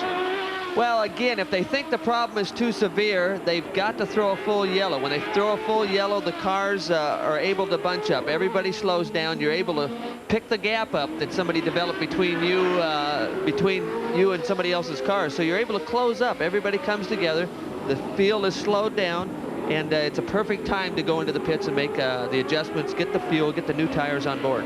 Confusing times, and Sullivan's car almost clipped by one of the Penske cars there as he came out. Oh, that was Rick Mears. And you mentioned this exit of the pit area yesterday. You felt it could be a problem if the drivers weren't very careful. Well, yes, it's a tight situation. You come out out of the pits right very close to the racing group, but that was actually action within the pits, and that's part of our sport. When you see the yellow out, everybody jumps in, everybody leaves. It's fun to watch this pit activity. I noticed there that on one of the cars, I think it might have been Scott Brayton, that was coming in for fuel. He took that advantage of that time to do a front wing adjustment. He was obviously getting a bit of understeer, so he's put a bit more front wing on it. Yeah, exactly. They got the balance of the car just a little bit off, or they hadn't run that many laps in practice to see what the balance was going to do, but they did make that adjustment, and that's one of the advantages that we have with these Indy cars. Well, that's right. I mean, if you think you've got the chassis right, but of course the condition of the circuit does alter during the races. More oil, a bit of sand, and of course your car might start understeering considerably more than what it did yesterday. And of course, when you make the first pit stop, that's the ideal opportunity to make the adjustments you need. Well, and what you see happen, Alan, is the car might just be off balance just a little bit, but continual running, corner after corner, abusing that particular tire. Let's say you have just a little bit of an understeer problem. You keep adding heat to that. As you slide that front tire, as you push through the corner, you develop more and more heat, so it sort of compounds itself, and by the time you make a stop, you've got a bigger problem than you thought you had. Cars forming up again, and again we'll have a start. So one of the things that is new to us in Australia here in open wheel racing is the fact that once the yellows come out, once the track is being cleared, they bunch up again, as you'll see, and there'll be another start. So there's a lot of pressure on the drivers. As you see another car diving into the pits now, a lot of pressure, because you can build up that lead, and then it all comes back to tour again when you've got to start all over again. Then of course you've got to contend with the pit stops to make sure you don't lose the time there. So there are so many variables here that a driver's got to consider. In the pits here, you see Randy Lewis. He actually stopped in the first full yellow situation, a time nobody else did. You can see Tony Brettenhausen locking up a brake trying to get in the pits. But what I'm trying to point out is that Randy Lewis was able to make 2 stops now where everybody else has only made 1, and he really hasn't lost any time. Now, a driver or a team can be heavily penalised if they don't take the equipment away from the car, as we see here now. See the jacks getting thrown away. Talk about that to us. Well, exactly. If you run over some of your equipment, it's a dangerous situation. If the back tires run over an air hose, you're spinning those tires. It can flip the hose into the air and become a very dangerous, hazardous situation. And so that's why we have penalties for the drivers running over or into some of the pit equipment in that pit area. Tom, on exiting the pit lane, as we just saw these two guys do, can he overtake him in the pits, but then as soon as he's on the circuit, he can't? Exactly. There's a break-off line as you enter the pits and a line as you leave the pits, and you can actually race in the pits. You can't pass each other into the yellow on the racetrack, but you actually can race in that pit area. That's the reason for the restart. It's the Japanese driver, Hiro Matsushita, has come off the circuit in a fairly big way. And that's the problem that we have, why we're having the restart. That's a fairly good indication how strong those cars are. You saw the front of his car come off. It's a deformable structure. That's off, but the actual monocoque that he's in did the job perfectly. That happened, Alan, right at the end of the Seaside Surfers Paradise Beach Straight. That's where it happened. So really, he was at tremendous speed. It was on that corner that heads back to the Gold Coast Highway. Well, I don't quite know what went wrong there, because there is an escape road there, and if he would have had brake problems, he would have gone up the escape road. So I can only assume that he's perhaps lost it under brakes going into the corner and hit the concrete virtually on a right angle. Yeah, that's exactly probably what's happened. He might have actually done a 360 before he went in to scrub off some speed, but as you mentioned, Alan, the improvement in the strength of these cars has been tremendous over the last few years to try to protect those drivers' legs, feet, ankle situation. Well, there's the car going off the circuit down. As Alan Jones has said, we're used to cars being craned off the circuit in those sort of situations, but the safety value is there. The cars will be removed and we'll have another restart. You can see the yellow flags are out the field again, keeping the momentum going, cleaning up those tyres, as Tom Sneaver explained to us, because of any debris that may have been on the track. This is going to be interesting now, because it'll really give Eddie Cheever the incentive to go after Al Jr., because before there was quite a bit of distance, and he knew, or he was hoping, that he was going to make some inroads to him, and that would have been a gradual thing over a period of laps. Now he's right on his exhaust pipe. It's going to be interesting going into that chicane. Well, it will be, and the drivers have had opportunity to adjust the car. They've got new tires on, tires that they haven't had on the car before. They were able to make those small adjustments. I'm not sure that Al Unser Jr. needed to make any adjustments to his car, but obviously Michael did, and you know, we have some changes. If we look at the running order now, there's some changes in that order, possibly throughout the first 5 or 6 places. Well, we now have Unser Jr., Al Unser Jr., Michael Andretti, Eddie Cheever, Bobby Rahal, Mario Andretti, Emerson Fittipaldi. They're the top 6. So now Eddie Cheever's got to fight his way past Michael Andretti once again. That's a tough situation. He worked and worked and worked, finally got by Michael, only to go into the pits, and when he came back out, what does he see? He sees Michael Andretti in front of him again. So there we go. That's exactly the situation we talked about. You can make it up on the road, lose at the pit. You've got to do it all over again, and it was a pretty brave move too, and he took that place. I doubt whether he'll do it there again to him. I don't know. Michael will be ready for it, but again, it'll depend on who's quicker in what position. Interesting, Phil Kruger's car in the pits there, because making a comeback after a horrendous accident. He's actually had, you know, some problems early in the weekend, but he's still out there running. He's not one of those that has been involved in any incident at this point. Throughout practice, he had some spins, some carburation trouble, but obviously getting better day by day and adjusting to this situation. Tom, apparently you have a chaplain that goes around to all the races. He's the kart chaplain, and I was talking to my wife this morning, and she said she actually went to the church, and I said, oh, that's interesting. Were there any drivers there? Guess who was there? I would imagine Phil Kruger was there. Absolutely.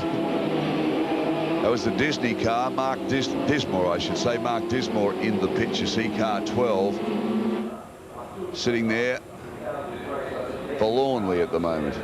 Yeah, that looks like it's going to be a long pit stop. Anytime they give the driver an umbrella to keep the sun off of him, it doesn't look like it's going to be a real speedy pit stop. And we're sure as hell not expecting rain up here on the Gold Coast, because it never does. 1.5 laps to go to a restart situation. Al Unser Jr. sitting out in front, looking back at him from, I guess, the steering wheel angle. It's like a spaceman sitting in a capsule.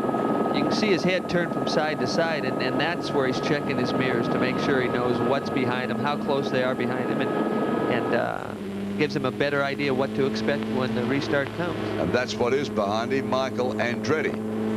Andretti has lost ground to Al Unser Jr. twice now after the start of this race. Does he get another chance? Will he have another go at that chicane? This type of racing is actually judged on miles run or the amount of laps. No time factor comes into it at all, does it? No, absolutely no time factor. It's definitely a distance type race. So the more yellows they get, the longer into the afternoon the race becomes. Exactly, but it does give the drivers an opportunity to relax a little bit.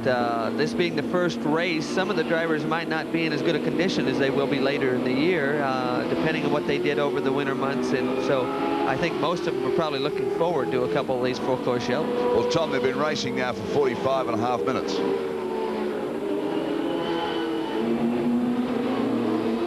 Harry Lyondike going through there. You see the Drayton car. There's the other Andretti car, the very distinctive black Texaco car. Kruger, as they make their way around. The Pennzoil car of Andretti, John Andretti. Some fantastic paint jobs, Alan Jones, on these Indy cars. I'm really impressed with the way they turn them out. Yes, I mean, the paint jobs, the colour schemes, and even the uniforms and the pit crew are fantastic. Very, very colourful. One more lap under the yellows is being signalled as they come past here. Starter has his finger up. One more lap, he's saying, under the yellow flags, you can see. So they'll form up again, and then we'll have our third start of this race, you could say. That one more lap to go situation that the starter is giving the drivers, in my mind, sometimes that's overrated. A lot of times you can get the problem cleared up, and I'm not so sure you need to give the driver that much warning that there's another complete lap before you go green. As a professional driver, I think if you get the accident cleaned up, let's get back to racing as soon as you can. The driver should be professional enough to know or be ready to go at any split moment, and to me, a lot of times this extra lap is unnecessary. So, Tom, is that basically a safety margin to say, well, all right, you've got a lap now to get your head together and we start it all over again? Well, it is a safety thing, and they're trying to be equal to all the competition. But again, at this level of racing, the drivers are competent enough to handle just about any situation. So, from an entertainment standpoint, I think this is some wasted time many times. Your nickname is the Gas Man. Now, where did that come from? Tell us about why you're called the Gas Man. Well, I tell them it's usually my love of Mexican food, but I think actually it developed back a few years ago when we used to sit in the pole in Indianapolis, and first person to run 200 miles an hour. And then actually when I won Indianapolis, I had Texaco as my sponsor. So we had a gas sponsor, and it just sort of was a tag that they hung on you. Barry Sheen in the pits. Yeah, Dazzle, I think they better give poor old Mark Dismore the Gold Coast Bulletin to read or something, because the ignition black box, they reckon, has packed up, and it's going to take quite a while to change it. You can see the guys there playing around with it, so I reckon his race could be over. Thank you, Barry. That's that Buick motor that we talked about, the only Buick in the field, actually the only V6. All the rest of the motors are V8 motors, Des, and this is actually a V6 motor. They allow it to be a little bit larger cubic inch-wise, but again, it's restricted by the fact that it's actually not an overhead cam motor like all the rest. It's a rocker arm motor. It can only turn about 9,000 RPM, and that's the big restriction for it. It turns 9,000 RPM. The Chevrolet's at 13,000 RPM. So a spectacular sight, a very colourful sight as these cars wait to have the restart now. They'll do it once they come back onto that Gold Coast Highway section. They're heading up into Narrow Neck area now, the main beach area of this circuit. They'll make their way round through this chicane and another left-hander, a few more wiggly bits back onto the Gold Coast Highway. Now the pace car has the lights off, so that means they're ready to go. What's interesting about the pace car lights off, it's great if you're at the front of the pack, but a lot of the guys farther back have a lot of trouble seeing whether the pace car lights are off or not, and so that's a big disadvantage if you're in the back of the pack on these restarts. field all bunched up. Right, the field now coming together, and you saw the glare from the sun. We started to talk about that before because there are a lot of shadows being thrown around the circuit at times in the afternoon because of the high-rise buildings. Remember, this is like a long snaking circuit around, so they'll be going from light till dark. Right now they're on the power. We've got a green flag, and away they go again. Eddie Cheever away back from Andretti. We thought he might have been closer. Ray Hall is still there in third, but it's Al Unser Jr. as he winds down to that chicane. Michael Andretti closes up on him now. Then goes Cheever, then goes Ray Hall, then goes Mario Andretti. Fittipaldi in behind him. Al Unser Jr. holding out Michael Andretti, but Bobby Rahal closing right up on Eddie Cheever. Tom, I think Eddie Cheever got caught a little bit asleep there. There's quite a big gap. I would have thought, oops-a-daisy, Michael Andretti having a big go under brakes. Oh, definitely lost it there. Michael Andretti, a big slide. So he'll lose plenty of ground on that one. He actually got real lucky in saving that car. He did a tremendous job of getting back off the brakes and getting that car back under control. Alan, as you were mentioning, obviously Al Unser Jr. caught him a bit off guard. He accelerated way too quick. Here we show Michael lock up the front, release it. He's still carrying too much speed in, and maybe some of that sand from the beach side, but able to gather it back up. Well, of course, a lot of that rubbish on the circuits there is from the NASCAR accident. There was a major shunt in that area, and there was a lot of kitty litter, as you call it, or cement dust, as we call it, down on the circuit trying to soak it up, so that could pose a problem. Unser has now officially led 22 of the 23 laps run. Now, all of that counts, of course, towards your championship. It really does. They give points for leading the race, leading the most laps. So all these things are very important. But that telltale smoke coming out of Al Unser's car, we saw it a couple other times. We saw it real early. But again, that was quite a bit of smoke there, Alan. It doesn't look good. We saw him do that when he accelerated out of the first chicane after the start-finish line. Now, we know whether it's just on a certain... they're both right-handers that it's happened on, so I don't know.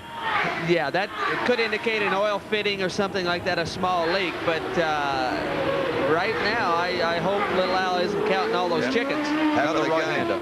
Absolutely happen again on a right-hander. Now, of course, what would be happening there, Michael Andretti would be aware of that, and he'd know that each time it's gone round that right-hand kick, out comes that puff of smoke. It might be an opportunity for Michael to say, hey, I don't have to press him very hard right now. He might have a problem. No sense wearing out my brakes, using up my race car at this point, because it looks like he might have a problem.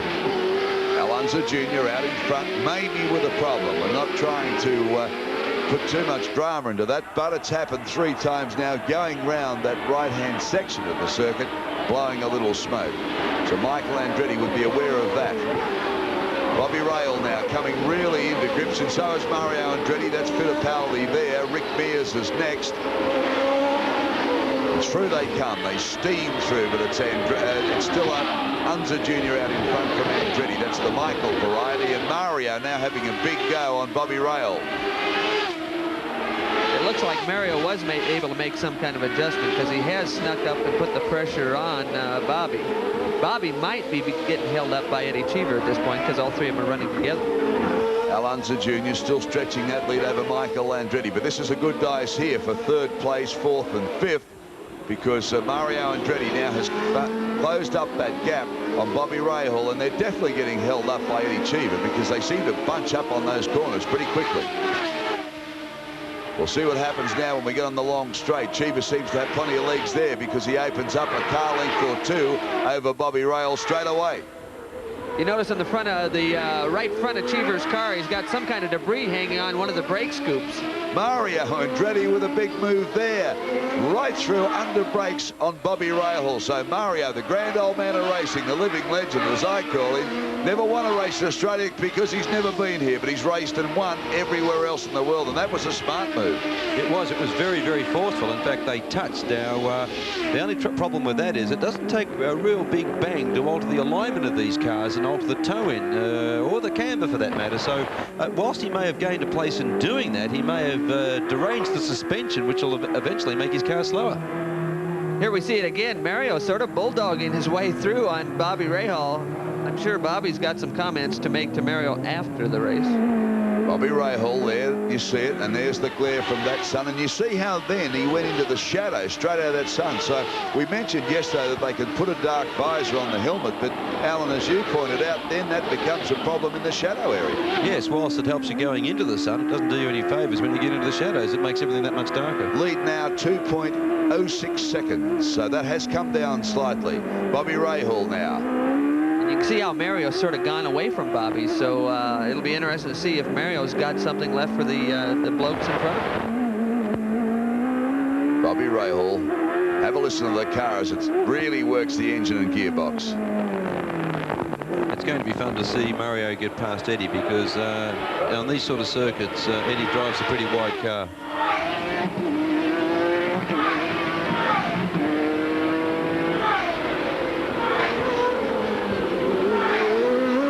That puff of smoke again, and it really is quite distinctive, and it's easy to pick. And again, cars out so far: car 90 Lazier, suspension problems; car 39 Vitolo; car 15 was Goodyear, he had engine problems; Praffis is out in 31, the Japanese driver, you saw that crash, that's car 7. And we've also got Dismore, who is still in the pits.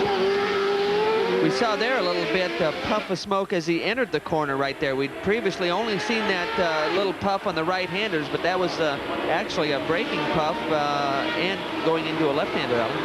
Yeah, so whether it's a union or something that's gradually waking it, there we go again, working its way loose, I don't know, but it's not good at this early stage of the race.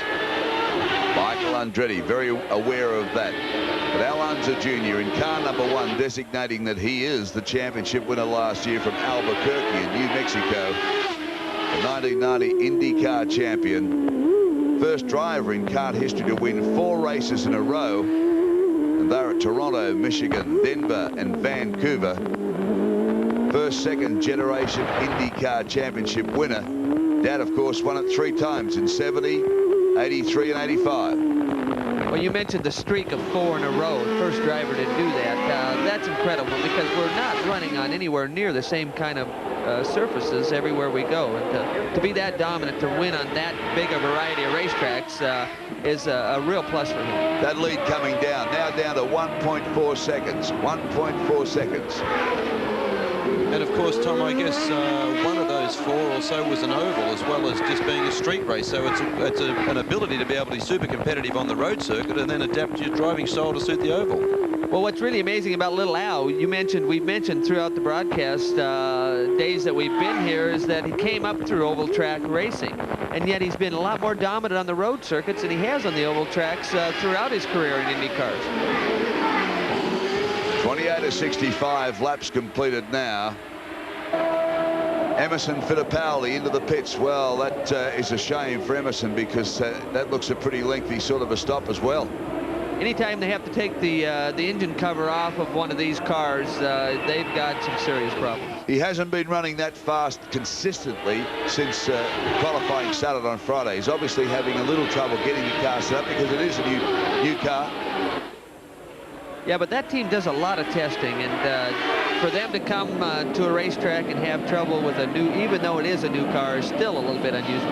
Well, he was in 6th position when he went in, and of course now losing quite a number of places. Great shot there as we look down onto this circuit through this very twisty part of the track that takes them back onto the front straight, the Gold Coast Highway.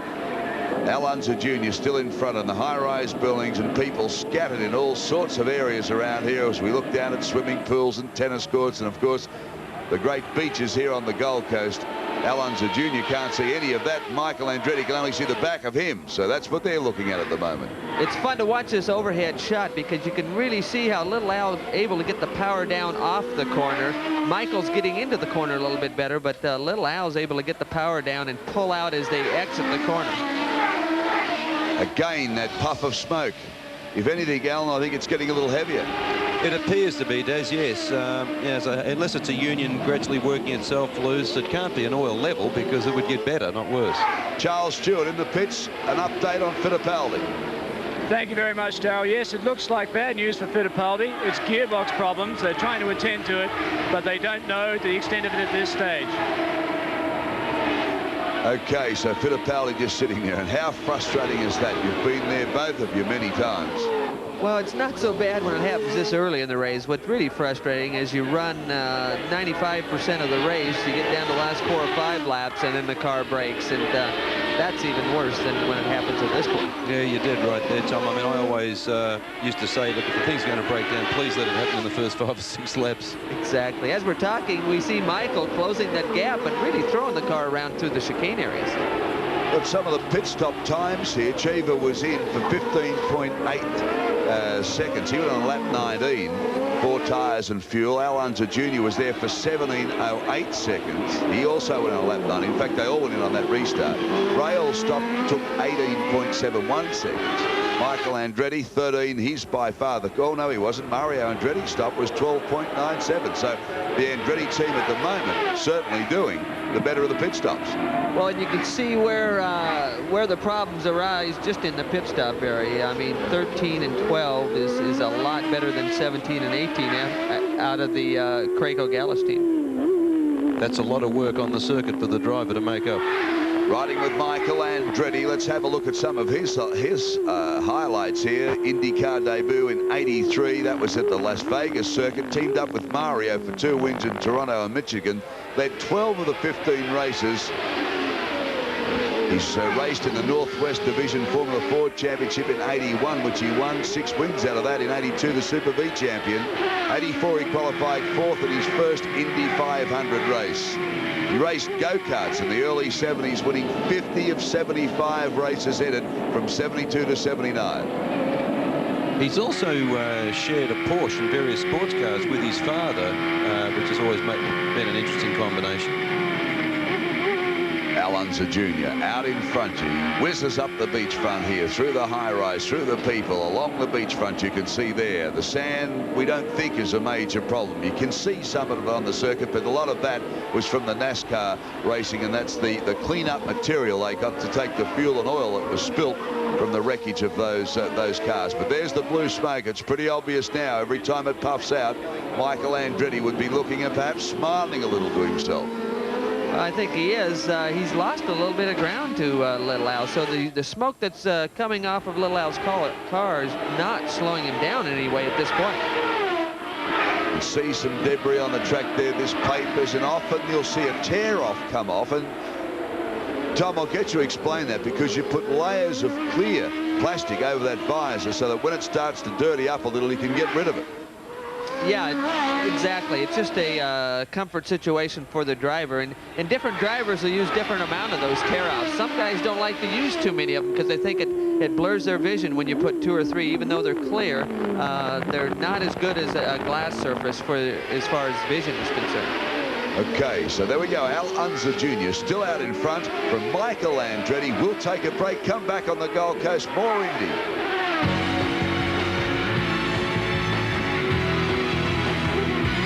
Emerson Fittipaldi out of the car. Lap 32 of 65. Al Unser Jr. is in first place. Michael Andretti from Eddie Cheever from Mario Andretti, Bobby Rahal and Rick Mears. They're the top 6 at the moment.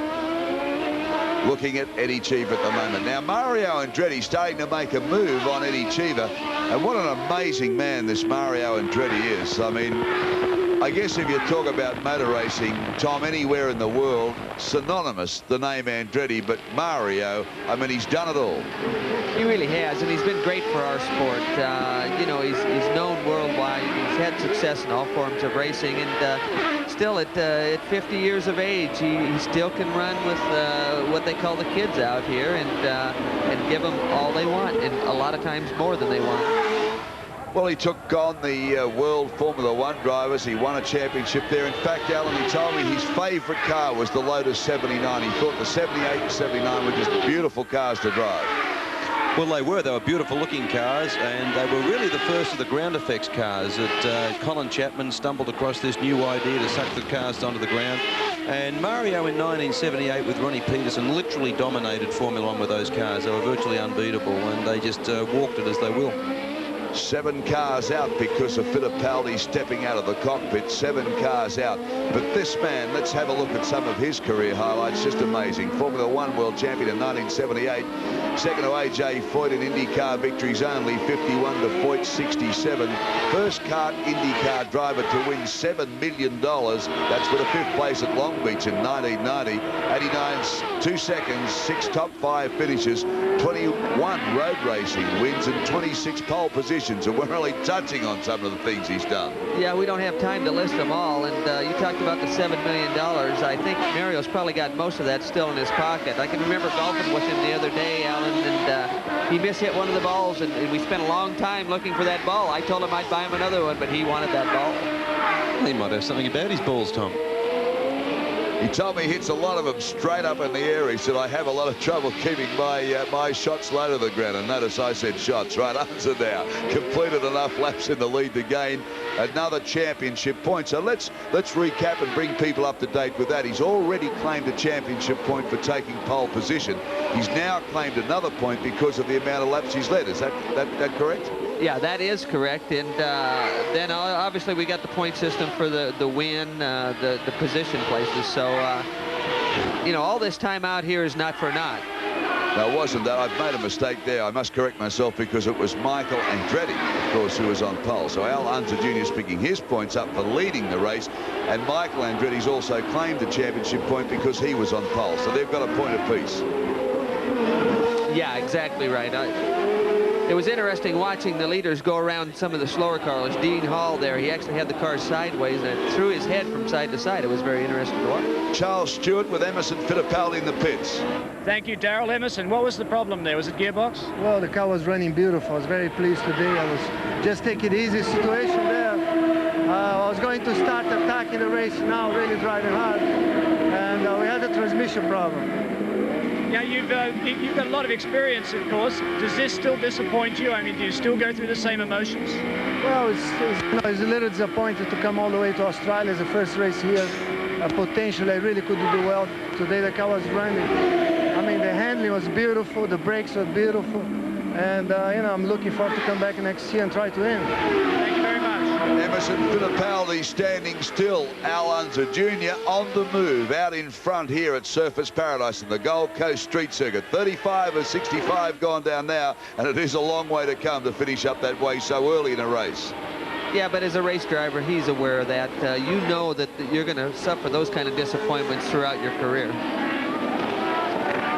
Let's recap on the top 6 for you. Al Unser Jr., Michael Andretti, Eddie Cheever, Mario Andretti, Bobby Rahal, and Rick Mears now comes into play. Well, Rick was hanging on to teammate Emerson before Emerson had his problem. So if Emerson's car was that good, we can see maybe more of Rick later in this race. Are you surprised the 2 Roger Penske cars are down that far? Well, I was a little bit surprised in that, but Emerson seemed very confident in the way his car was handling. And again, saving the car is part of the factor that you have to consider when you go to win these races. And maybe that's what we're seeing from the Penske team right now. We should see that puff of smoke coming up through the chicane shortly, but as you said before, Alan, doesn't seem to have slowed him up any.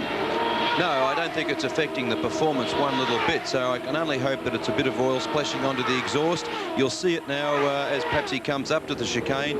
It only seems to be on right-handers if he goes into the left. We're looking at Eddie Cheever come through there now. It's on this part that Al Unser is throwing the oil out as he comes through that right-hand section of the chicane. But as you say, Daz, it's not affecting his performance at all at this stage. Mario Andretti getting very twitchy as he came into the chicane, maybe pressing now to try and stay in touch with Eddie Cheever, but it really started to twitch around a little there. Well, that's good for Mario. He's attacking the race course, and it might be an indication that his tires are going off, his balance is getting off just a little bit, and it's a little harder for him to try and to stay in touch with Eddie.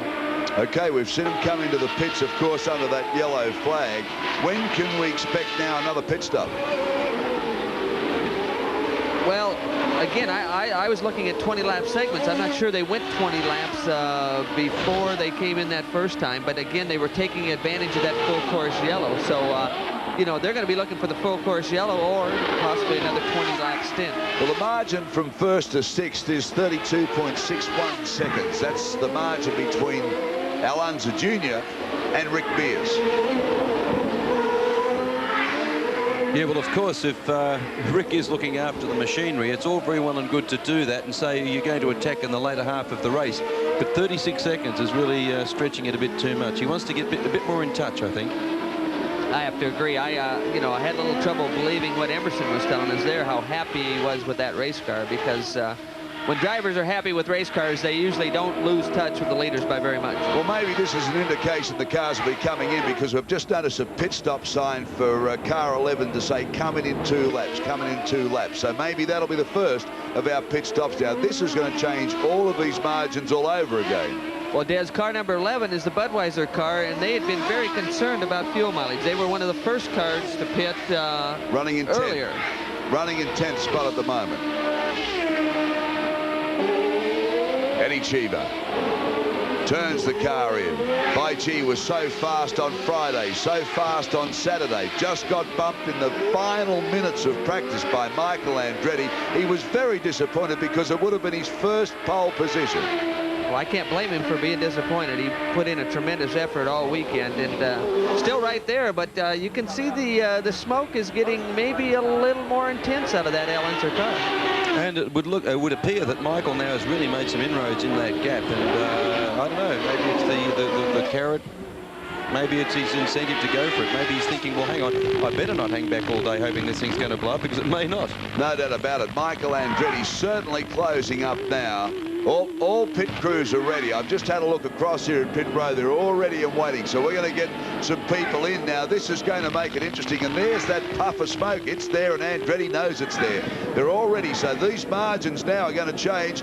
Pit stops really critical. All the crews, they'll be nervous about doing this. No question. And with that overhead shot, you can see how little Al's able to get the power down and squeak away from Michael as they enter onto the front straightaway here. He does really run very quickly down there. Yeah, of course, the incentive to get right as close to Al as he possibly can is that because they are going to make a pit stop any second, the closer he can get to Al, the better the chance to pass him in the pit lane. Exciting stuff here on the Gold Coast. There's the puff of smoke. I know we keep talking about it, but with engines and you start to get little puffs of blue smoke, it always seems to be a problem. Well, little things are big, dramatic situations in this race, and I'm sure on the pit stop, like we indicated, within the next couple laps, they're going to take a look at that. Round Coca-Cola corner there, which takes them back onto that back straight, heading up past the beachfront now, up through the gearbox, around about 170 mile an hour. Yeah, maybe 175. They're about 5 miles an hour slower on the beachfront side than they are on the start-finish side. Through that first of the chicanes, and you can see Al Unser Jr. there running down, getting a little bit of distance on Michael Andretti as they head up to the second chicane. Now that really tightens up this area here. They just flick it through and straight line it. Al Unser Jr. leading Michael Andretti. That's the gap between first and second. The crews are ready. Crew 411 is standing by, so we can't see yet. We can't see yet if the Andretti crew and the Al Unser Jr. crew are ready and waiting. So maybe they're not ready to come in yet, but crew number 11, they're ready. It looks, Tom, very much like Al Unser puts the power down a lot better than Michael, pulls out a little bit on the straight, but Mike's very, very good under brakes. No question about it. You can see that very graphically on those overhead shots. Great shots that we're providing the audience today. But again, no question, Little Al's getting the power down quicker, but Michael gets into the corner a lot harder than Little Al is at this point. Very close to the wall. They're coming to the chicane. They've got to move right over and almost kiss that wall going to the chicane. Al Unser Jr. in the Valvoline car. He's out in front. Michael Andretti shadowing him, and we're waiting for the first of the pit stops. This is going to be interesting. They all dived in under yellows, but we're waiting for the pit stop that's going to really be a contest between the crews to get both of these cars back out.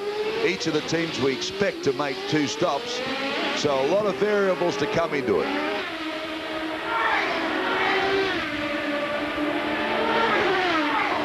Nothing much between it. Bettenhausen's car there. They're coming up on him. And what a great name that is from the old brickyard days of Indianapolis. Tony Bettenhausen carries a very famous name. We're seeing the pit activity now. We've got the Budweiser car in the pits right there. Scott Pruitt, they're changing the tires. They're putting the fuel in, Des. And there's also a white flag with a red cross. So there is a vehicle out. A safety vehicle is out on the circuit. Now, will the cars take advantage of that and dive in, or is that's just to alert them it's there? Yeah, that's not a full course yellow. That's just to alert them that there's a slower moving vehicle out there. The Budweiser car in and out in a pretty short amount of time. Scott Pruitt showing a lot of courage to come back to the sport after that big accident.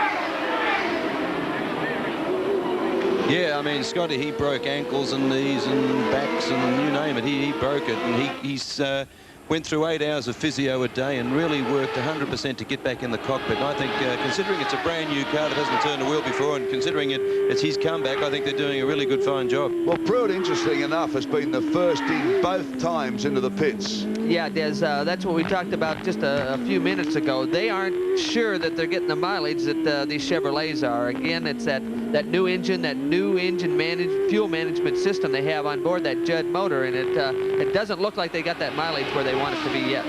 Through the traffic here, and the 2 leaders just roaring past, and Michael Andretti starts to make a move. Little Al locks up a brake as they go in and head up to Coca-Cola corner. Andretti gets inside on the line. No, just got to duck back inside. But Michael Andretti certainly having a go now on Little Al as they came around that fast part of the circuit there, now getting the power down. And look at that, Al just goes away from him again. Well, that's right. I think it would have probably been an unwise move by Mike to have passed him into that left hand, because he would have scrubbed a lot of speed off by taking an inside line, and I'm sure Al could have taken him on the exit. Well, what we're seeing here is on full tanks, Al Unser Jr. obviously has a little better setup, but as the fuel goes down under light fuel load, Michael is just all over him. Bobby Rahal in the pits, he's got a problem, but all the excitement is here as Michael Andretti now comes up and makes another move on him, but Al Unser Jr. closes the door, but Michael Andretti accelerating, and will he get him? Up side by side and takes him. Oh, big move there from Michael Andretti on Al Unser Jr. to take the lead. Well, this is what's fun about this racing. Michael's having a good time right there with Little Al. And now let's see if Michael can go away, or if Little Al's going to come back and show him that he's not done with it yet. Well, Michael Andretti lost the lead to Al Unser Jr. in a situation like that under brakes. But Al Unser Jr. now, let's see about that straight line speed we talked about, because if he's got it, he's certainly going to use it on these long, long straights. Well, as you said before, Tom, Al seems to have a better car. Now we're going to see a replay of that passing manoeuvre, which was very good. Oh, I think he caught Little Al a bit of sleep. Al was just about to turn in. He was, but Michael had it crossed up about both directions, getting into there heavily under the brakes, and very fortunate to gather that up. Probably surprised Little Al quite a bit. What you were saying before about the way the cars are set up, you said Little Al's car would probably be better on full tanks than Michael's. Now they're going to come into the pits any second, so this is going to be very interesting to see if Al will get that advantage back when they go back onto full tanks. What shows you a little bit about the competitiveness in Michael Andretti. He will lead every lap that he can. He knows that they're about ready to stop, but he worked very hard for that lead because he's an Andretti.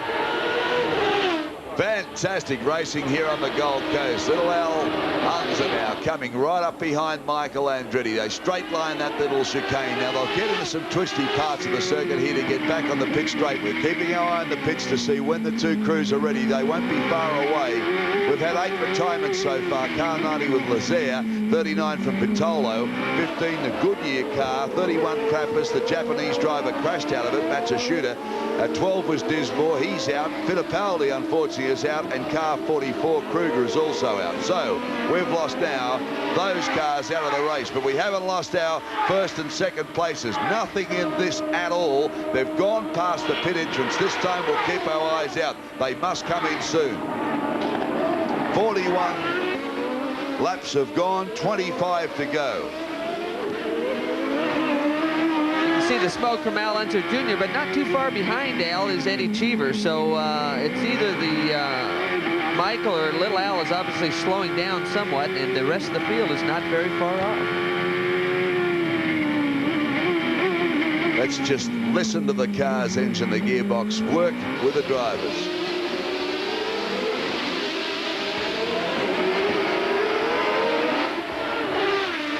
The sound here just echoing around the Gold Coast buildings. It's a wonderful sound. There's the vehicle on the circuit that we talked about. That's that white flag with a red cross.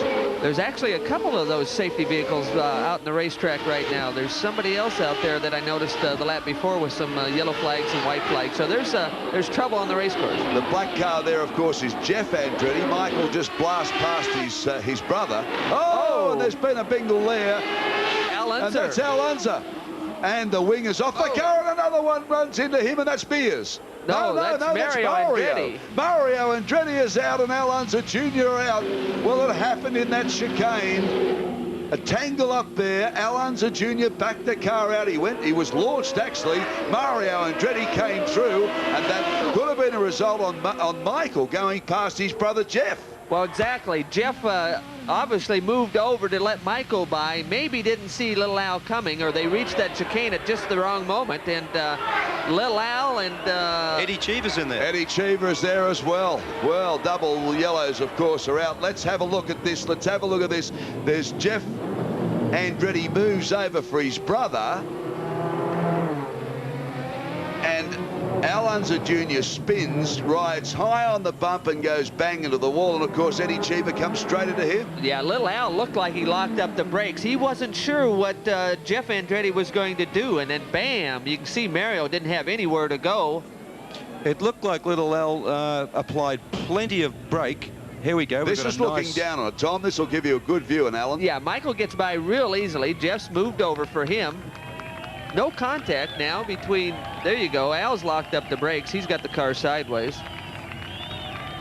Yeah, I think Little Al thought that if he was going to continue at the rate that he was, he would have clipped the side of Jeff Andretti. He's jumped onto the brakes as the car was in an unusual attitude. That's flung the back of the car, and he's had a lose. And now Eddie Cheever comes in with nowhere to go and just gets sandwiched between. And then Mario comes in with nowhere to go and takes the front right-hand wheel off. Well, that could have been a really bad situation. Here's the view now from the car camera. You can see the black car, which is Jeff Andretti. There goes Little Al. He's gone into the wall. He looks around, and of course, the first thing he's going to see is the red car of Eddie Cheever. There that goes. Tremendous contact. That was Mario coming through there. Mario hits him. And that's a tough situation when the driver's got to sit there and look and watch this stuff come at you. That's about the most helpless feeling a driver has, Alan. And that car is a mess, isn't it? That is a real mess, that motor car.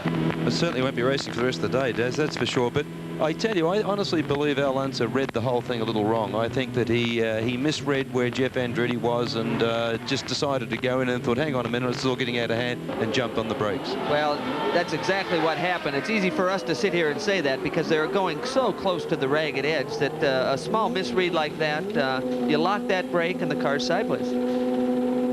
Well, an amazing situation because you had Michael Andretti passing his brother Jeff Andretti, and of course Mario Andretti was involved by hitting Little Al's car. Eddie Cheever's out, so the Andretti family could have a pretty terse conversation tonight, perhaps. Well, I guess if you've got enough Andrettis in the race, someone's got to come through. We've nearly lost them all in one go.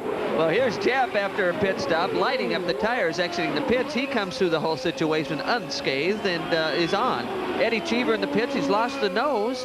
That might be something he'll be able to continue without, yeah, well, Alan. That's the front that we saw off Hero's car when he hit the wall. Now, that's a bolt-on deal, but how quickly they can No, he's out. He's getting out, and he's not really happy either. You can see the head shaking. He's out of the car. Very upset because he's been so consistent all weekend. He's got out and just vented his anger with the whole deal. Yeah, even before he got out, the crewman looked, tried to appraise the situation right away. He told the driver to cut the motor because there was something serious wrong. Well, now this is our leader, Michael Andretti, coming into the pit.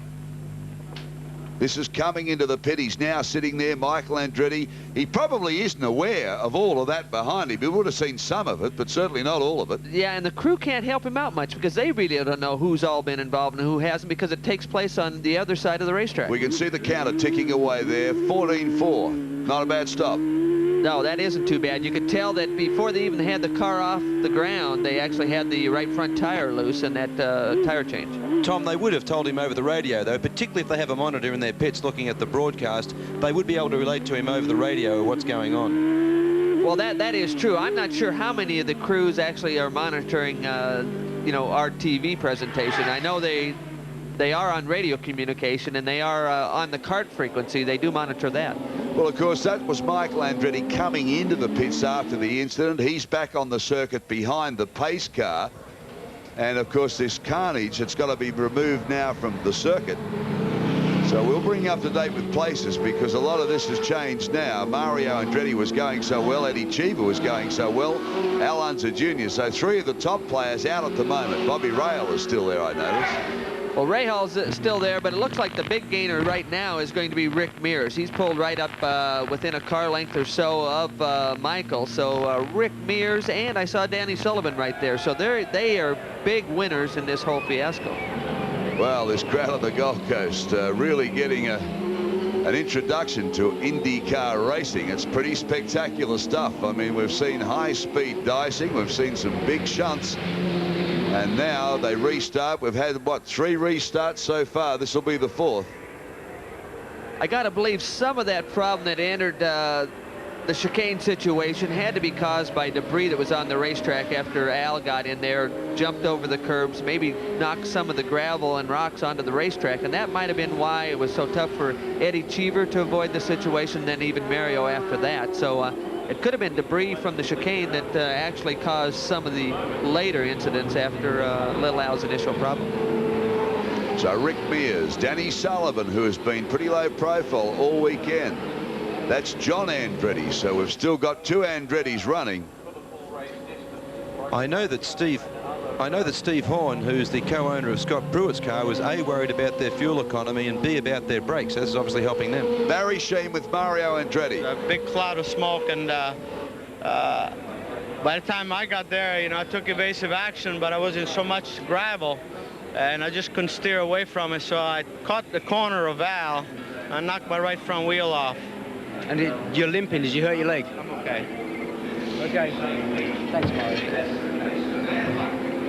Well, there you go. Mario Andretti's a tough old horse, and he says, no, I'm okay. He might have a bit of a limp, but he's okay. And I'll tell you what, there was a fair bit of impact in that too. A little disgusted, obviously. Not much that he could do about that entire situation. Yeah, and I guess that is the frustration of a sport like motor racing, because he was so keen to do well here. I mean, he's been fantastic with his fans. He's signed papers, he's been to centres, he's done everything he can. Concentrated back on the race car. Now they're putting a nappy around that car so that none of the oil and stuff is getting leaking over the track. That's a good move. It really is, and it's just part of the safety situation that that kart is so strong in. We saw Eddie Cheever being interviewed there by the ESPN network, and we'll bring you an interview as soon as we line up. The Americans, of course, covering the race for their coverage, which goes right round the United States through ESPN. They do a lot of motorsport over there, don't they? They've done a lot for all types of sporting events in the U.S. 24-hour coverage, basically, ESPN. Well, there they are, lined up again, and of course we've got quite a number of cars out, so these restarts are getting skinnier and skinnier, but we've still got a yellow flag situation at the moment. 10 cars are out at the moment. 45 of 65 laps are gone. And disappointment, Al Unser Jr. He drove so well, and he's out. And of course, Jeff must be sitting there thinking, well, I got out of the way, and then all hell broke loose behind me. You can see all the debris there, Des, in the corner, the rocks and stuff that came from the chicane area, and it'll take them some time to get that situation cleaned up. Can that be a puncher situation there? I don't know about the coarseness of that gravel they're using. I'm assuming they used more of a rounder rock than sharp edge stuff, so it might not be a big problem. Charles Stewart with Eddie Cheever. Yes, Dale. Eddie, you must be terribly disappointed. Everything was going so well. It was a good, hard race. There were 3 of us that had a good chance to win it. Michael, Little Al, and myself. I'm very disappointed. It wasn't an error of mine. I had no place to go. The whole road was blocked. It happened so quickly. If it had happened maybe 10 seconds earlier or later, I could have decided to do something. It was just too late. I was just right behind him, and I had no place to go. I don't know how the accident happened. It seemed, I don't think Little Al lost it going in there. It's a pretty silly place to lose it going in. I don't think he did that. But yeah, we're very disappointed, and I really wanted to finish strong here in Surfers Paradise, but not to be.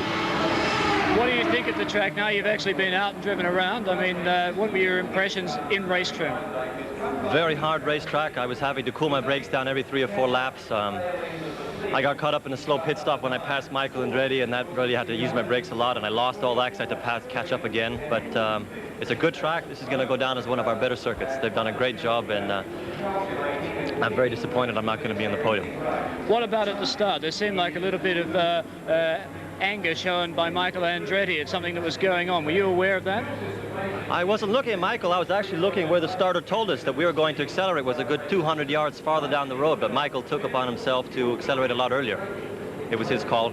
He did it. Eddie, thank you very much. Thank you.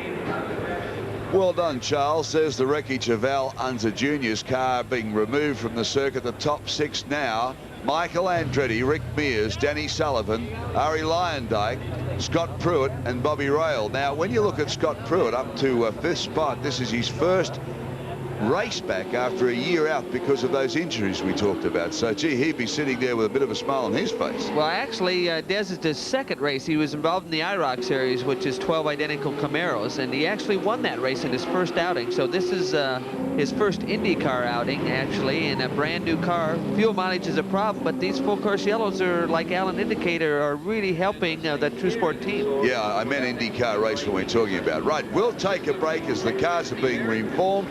Back shortly with another start. Rating for restart. Michael Andretti now leads from Rick Mears, Danny Sullivan, John Andretti, Scott Pruitt, Bobby Rahal. Now, interested to hear your comments about Eddie Cheever's comments about the start, and that was the original start he was talking about. Yeah, it was the original start. He was a little surprised when Michael accelerated, but I was also interested in his analogy of the accident. Just like we were up here, Des, he was not sure what happened there. He didn't think that was an area that Al Unser should lose it in, and we both sort of agreed with him up here. It's possible that smoke that we were seeing, obviously that was oil smoke, and that could have been a problem that was getting worse and worse and causing some handling difficulties for little Al, which could have led to the entire problem. Well, the field coming along the back stretch now up into that narrow neck area. And Bobby Rahal is there now, and he was there at the start but dropped back through the field. Jeff Andretti is there now. Arie Luyendyk is there now. But car 20 is interesting because Danny Sullivan, remember this is St. Patrick's Day, because of what's happened, he's gone from 8th till 3rd. The luck of the Irish. The luck of the Irish. No question so far. And this is, like I say, a new combination, the Alfa Romeo. Impressive start for this team in this kart season. St. Patrick's Day, Patrick Racing Team. I mean, maybe there's an omen there somewhere. He's not mad at it right now, I know that. This is certainly going to give Bobby Rahal a big incentive because they've been in, they've adjusted the car. He was running strong at the beginning of the race, and there's nothing like something like this to give him a bit of shot in the arm. Well, I'm not sure what happened to Bobby. He either had a slow pit stop or made some more major adjustments, because he did. I'm surprised he's that far back in the field after the round of pit stops. Yeah, he did have a long stop. I remember he was in the pits for a long time. Well, the race has now been going for 96 minutes. Still under yellow flags at the moment, so they're going to go round once again, clearing a lot of debris off the track. But we can see now how they're going to line up, and that yellow car is an Andretti car. That's John Andretti. The black car that you're going to see shortly coming up now is the just in behind that group is the Jeff Andretti car. We've got Michael Andretti out in front. Only Mario is missing.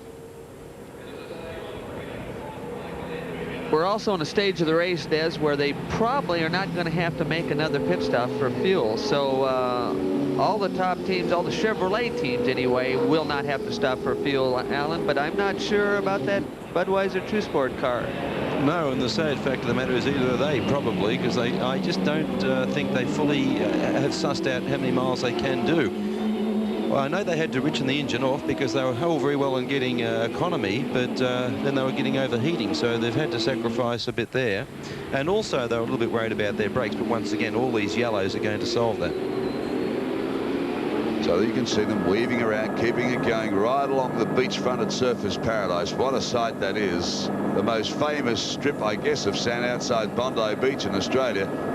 home to thousands of honeymooners and holiday makers from all over the world, now home to IndyCar racing. This is the 13th lap under yellow flags. So 13 laps under yellow. That beachfront view, it looks like at least we've got most of the people off the beach today and up looking at this racetrack. You've accomplished that. Coming around the top end of that's the Jeff Andretti car that was involved, of course, in that pretty horrific shunt, because he moved over and doing the right thing to let his brother go by, and then it all just happened behind him. It really did. He was very fortunate to get through that without having a problem. John Andretti, who is the nephew, of course, he's in the yellow car. Bobby Rail is there. Bettenhausen. There's Jeff Andretti. So the cars coming around, forming up, ready for another restart.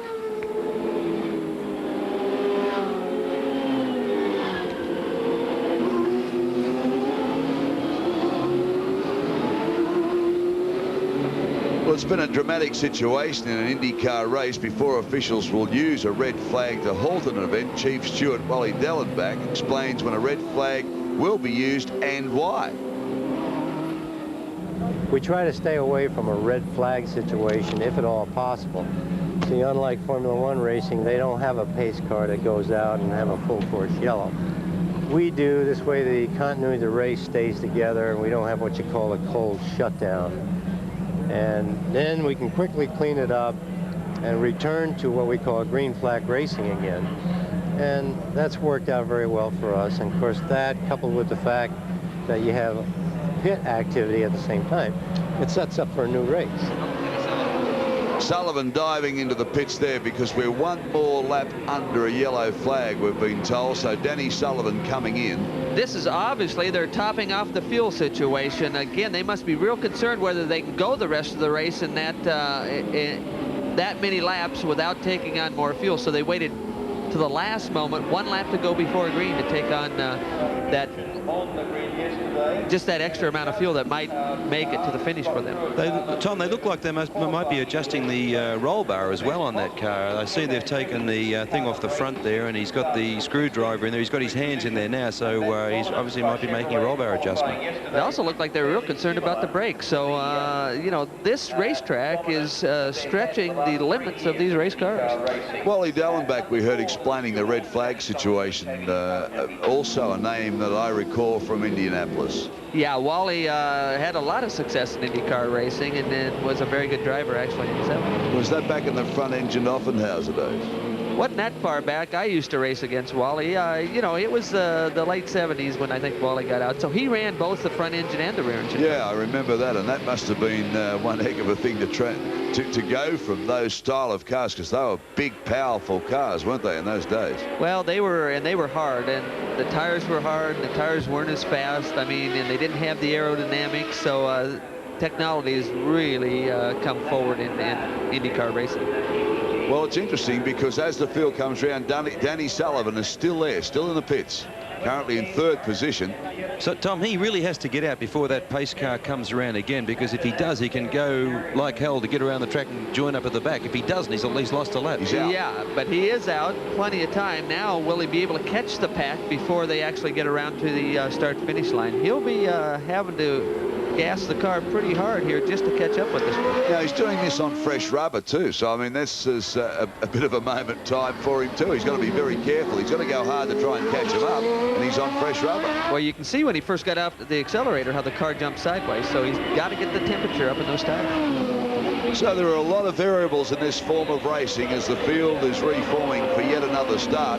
Danny Sullivan has gone in, had the car checked out, put fresh rubber on it. He's stacked up his fuel, maybe made some adjustments to the brakes in the front end. Now he's going to roar around the track and catch up to stay in his 3rd position. This has been a long yellow, and I noticed at the drivers' meeting this morning, there's a lot of drivers with Band-Aids and blisters on their hands. This being the first race of the season, a lot of their hands weren't conditioned from all the shifting that they have to do as they go around this circuit. So these long yellows gives the driver time to think about all the things that hurt on his body. At race speed, you don't have time to think about those things. Sullivan has been bumped back to 8th spot because of that stop. 8th spot. It's a bit like walking barefoot for a couple of months in summer, and then your feet harden up, and then in the wintertime, if you have to walk, the soles of your feet are a lot softer. Exactly, and these long yellows give a driver time to worry about and think about all those problems. Racing again, green flag. So Sullivan back into 8th place as he made his charge around the field. But we're under a restart situation now. And, of course, Michael Andretti, Rick Mears, John Andretti coming through there too. They're 1, 2 and 3. A lot of new faces up on the leader end of the board now. I didn't see Rahal come around then. Well, Bobby was stuck pretty far back in the pack, and I think Michael caught him off guard again. I just can't understand. The first time is fine. You might catch a guy off the first time, but it looks like the second time he's actually caught a lot of the mid-range field off guard. And that's giving him one heck of an advantage too. Rick Mears being pressured now by John Andretti in that yellow Pennzoil car.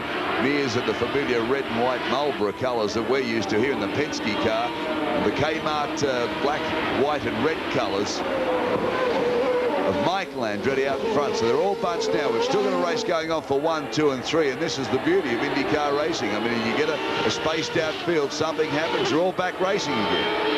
Well, Michael got a little jump at the start, but he's not exactly driving away from Rick or Little John Andretti. Through the area that caused the restart, of course, when little Alonso Jr. he went off there and took out Eddie Cheever, took out Mario Andretti. Rick Mears, John Andretti, chasing Michael Andretti.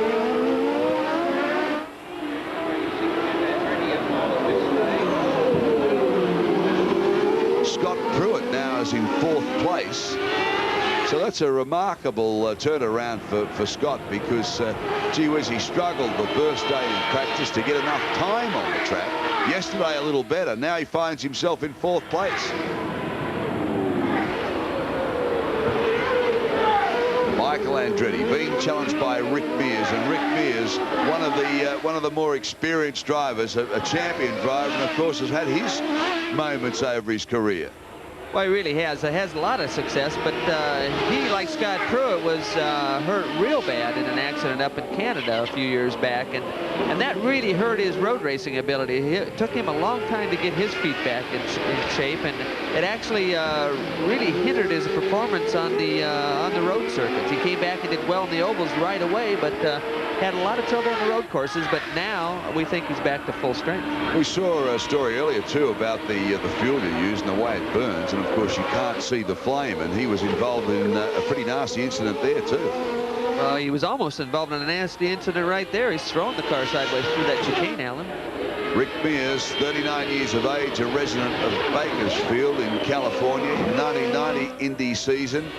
He won the season opener at Phoenix and had top 10 finishes 14 times. He won the Marlboro Challenge at Nazareth and 3rd in the PPG Cup Championship. But in July, his career highlights in Indy, a 500 winner 3 times, 79, 84 and 1988. Rick Mears. John Andretti's holding on quite well, isn't he, Tom? He's giving it some. Yeah, he is. He was actually 4th quickest in a couple of these sessions.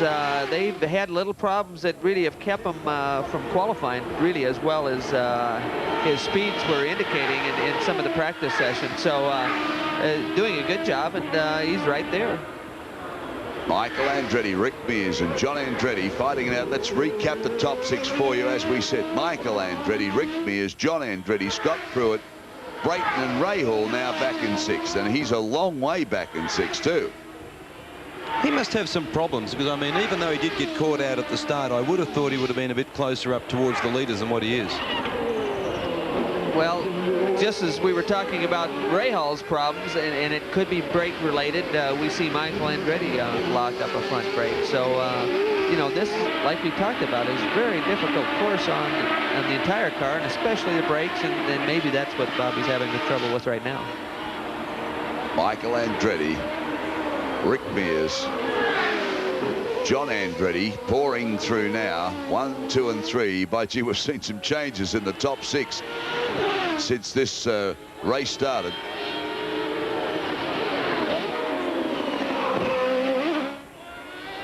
Through they come, that little area where we had the accident. working their way up that narrow neck main beach area.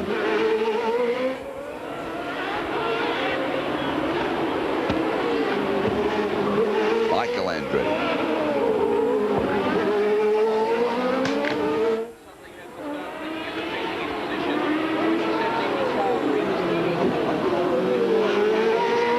This is an opportunity where Michael is actually maybe being able to rest the car a little bit. The pressure from Rick Mears and John Andretti might not quite be as intense as it was from Al Unser Jr. and Eddie Cheever at this point, Alan. Over the pitch, Charles Stewart. Thanks, Darrell. Yes, there was a major drama during the pit stop for Ari Leyendijk's crew. Ari was a bit impatient and he tried to take off with the fuel tank still attached while they were refueling, spilling the tank over, knocking methanol all over the place. They were very lucky it didn't go up, and they managed to get away with not starting a very dangerous methanol fire. But he's back out on the track after a prolonged pit stop. So now it's Barry Sheen. Yeah, thanks, Charles. I heard Alan and Tom asking what the problem is with Bobby Rahal's car. I've just spoken to his crew. When he came in for his fuel stop, it took 3 of them to put the thing back in first gear, so he's having really bad gearbox problems. Back to you, Dazzle. Well, there you go. That explains why Bobby Rahal is so far back. Well, again, gearbox problems put Emerson Fittipaldi out. Again, a difficult track, and it's hard on brakes as well as gearboxes. Well, let's go back to Friday in the first qualifying session. And Tom, you were saying then there's a lot of new combinations, there's a lot of new things that have happened, and being the first championship race, doesn't matter how many times you do any training laps, you really don't know what's going to happen until you start racing. No, there's nothing like a race to try to simulate race conditions. You do test and test and test, but you know, there's just things that get overlooked and things you can't simulate by testing by yourself. Well, Michael Andretti now getting a little breathing space as he works his way back onto that main straight area, past the pits again. Rick Mears still there, but he really has got a couple of car lengths extra on Rick Mears, who seems to be doing the same thing to John Andretti, the Pennzoil car. This is Michael Andretti through the first of the chicanes down the Gold Coast Highway straight, coming up to the second one now. It's a nice line through there. There's been gravel scattered through there right throughout the day. The crews have been working pretty hard to keep all the rubbish tidied up for these drivers, being a road course. Now we'll come down here and he'll do a hard left, and he heads up the Coca-Cola corner, which links up on the back straight, as we say, the beach front straight, and we do it all again. So Michael Andretti knows exactly where he's going. It took him a while to learn the circuit because the concrete walls are a little higher than they used to with the catch fences, and they can't see through the corners.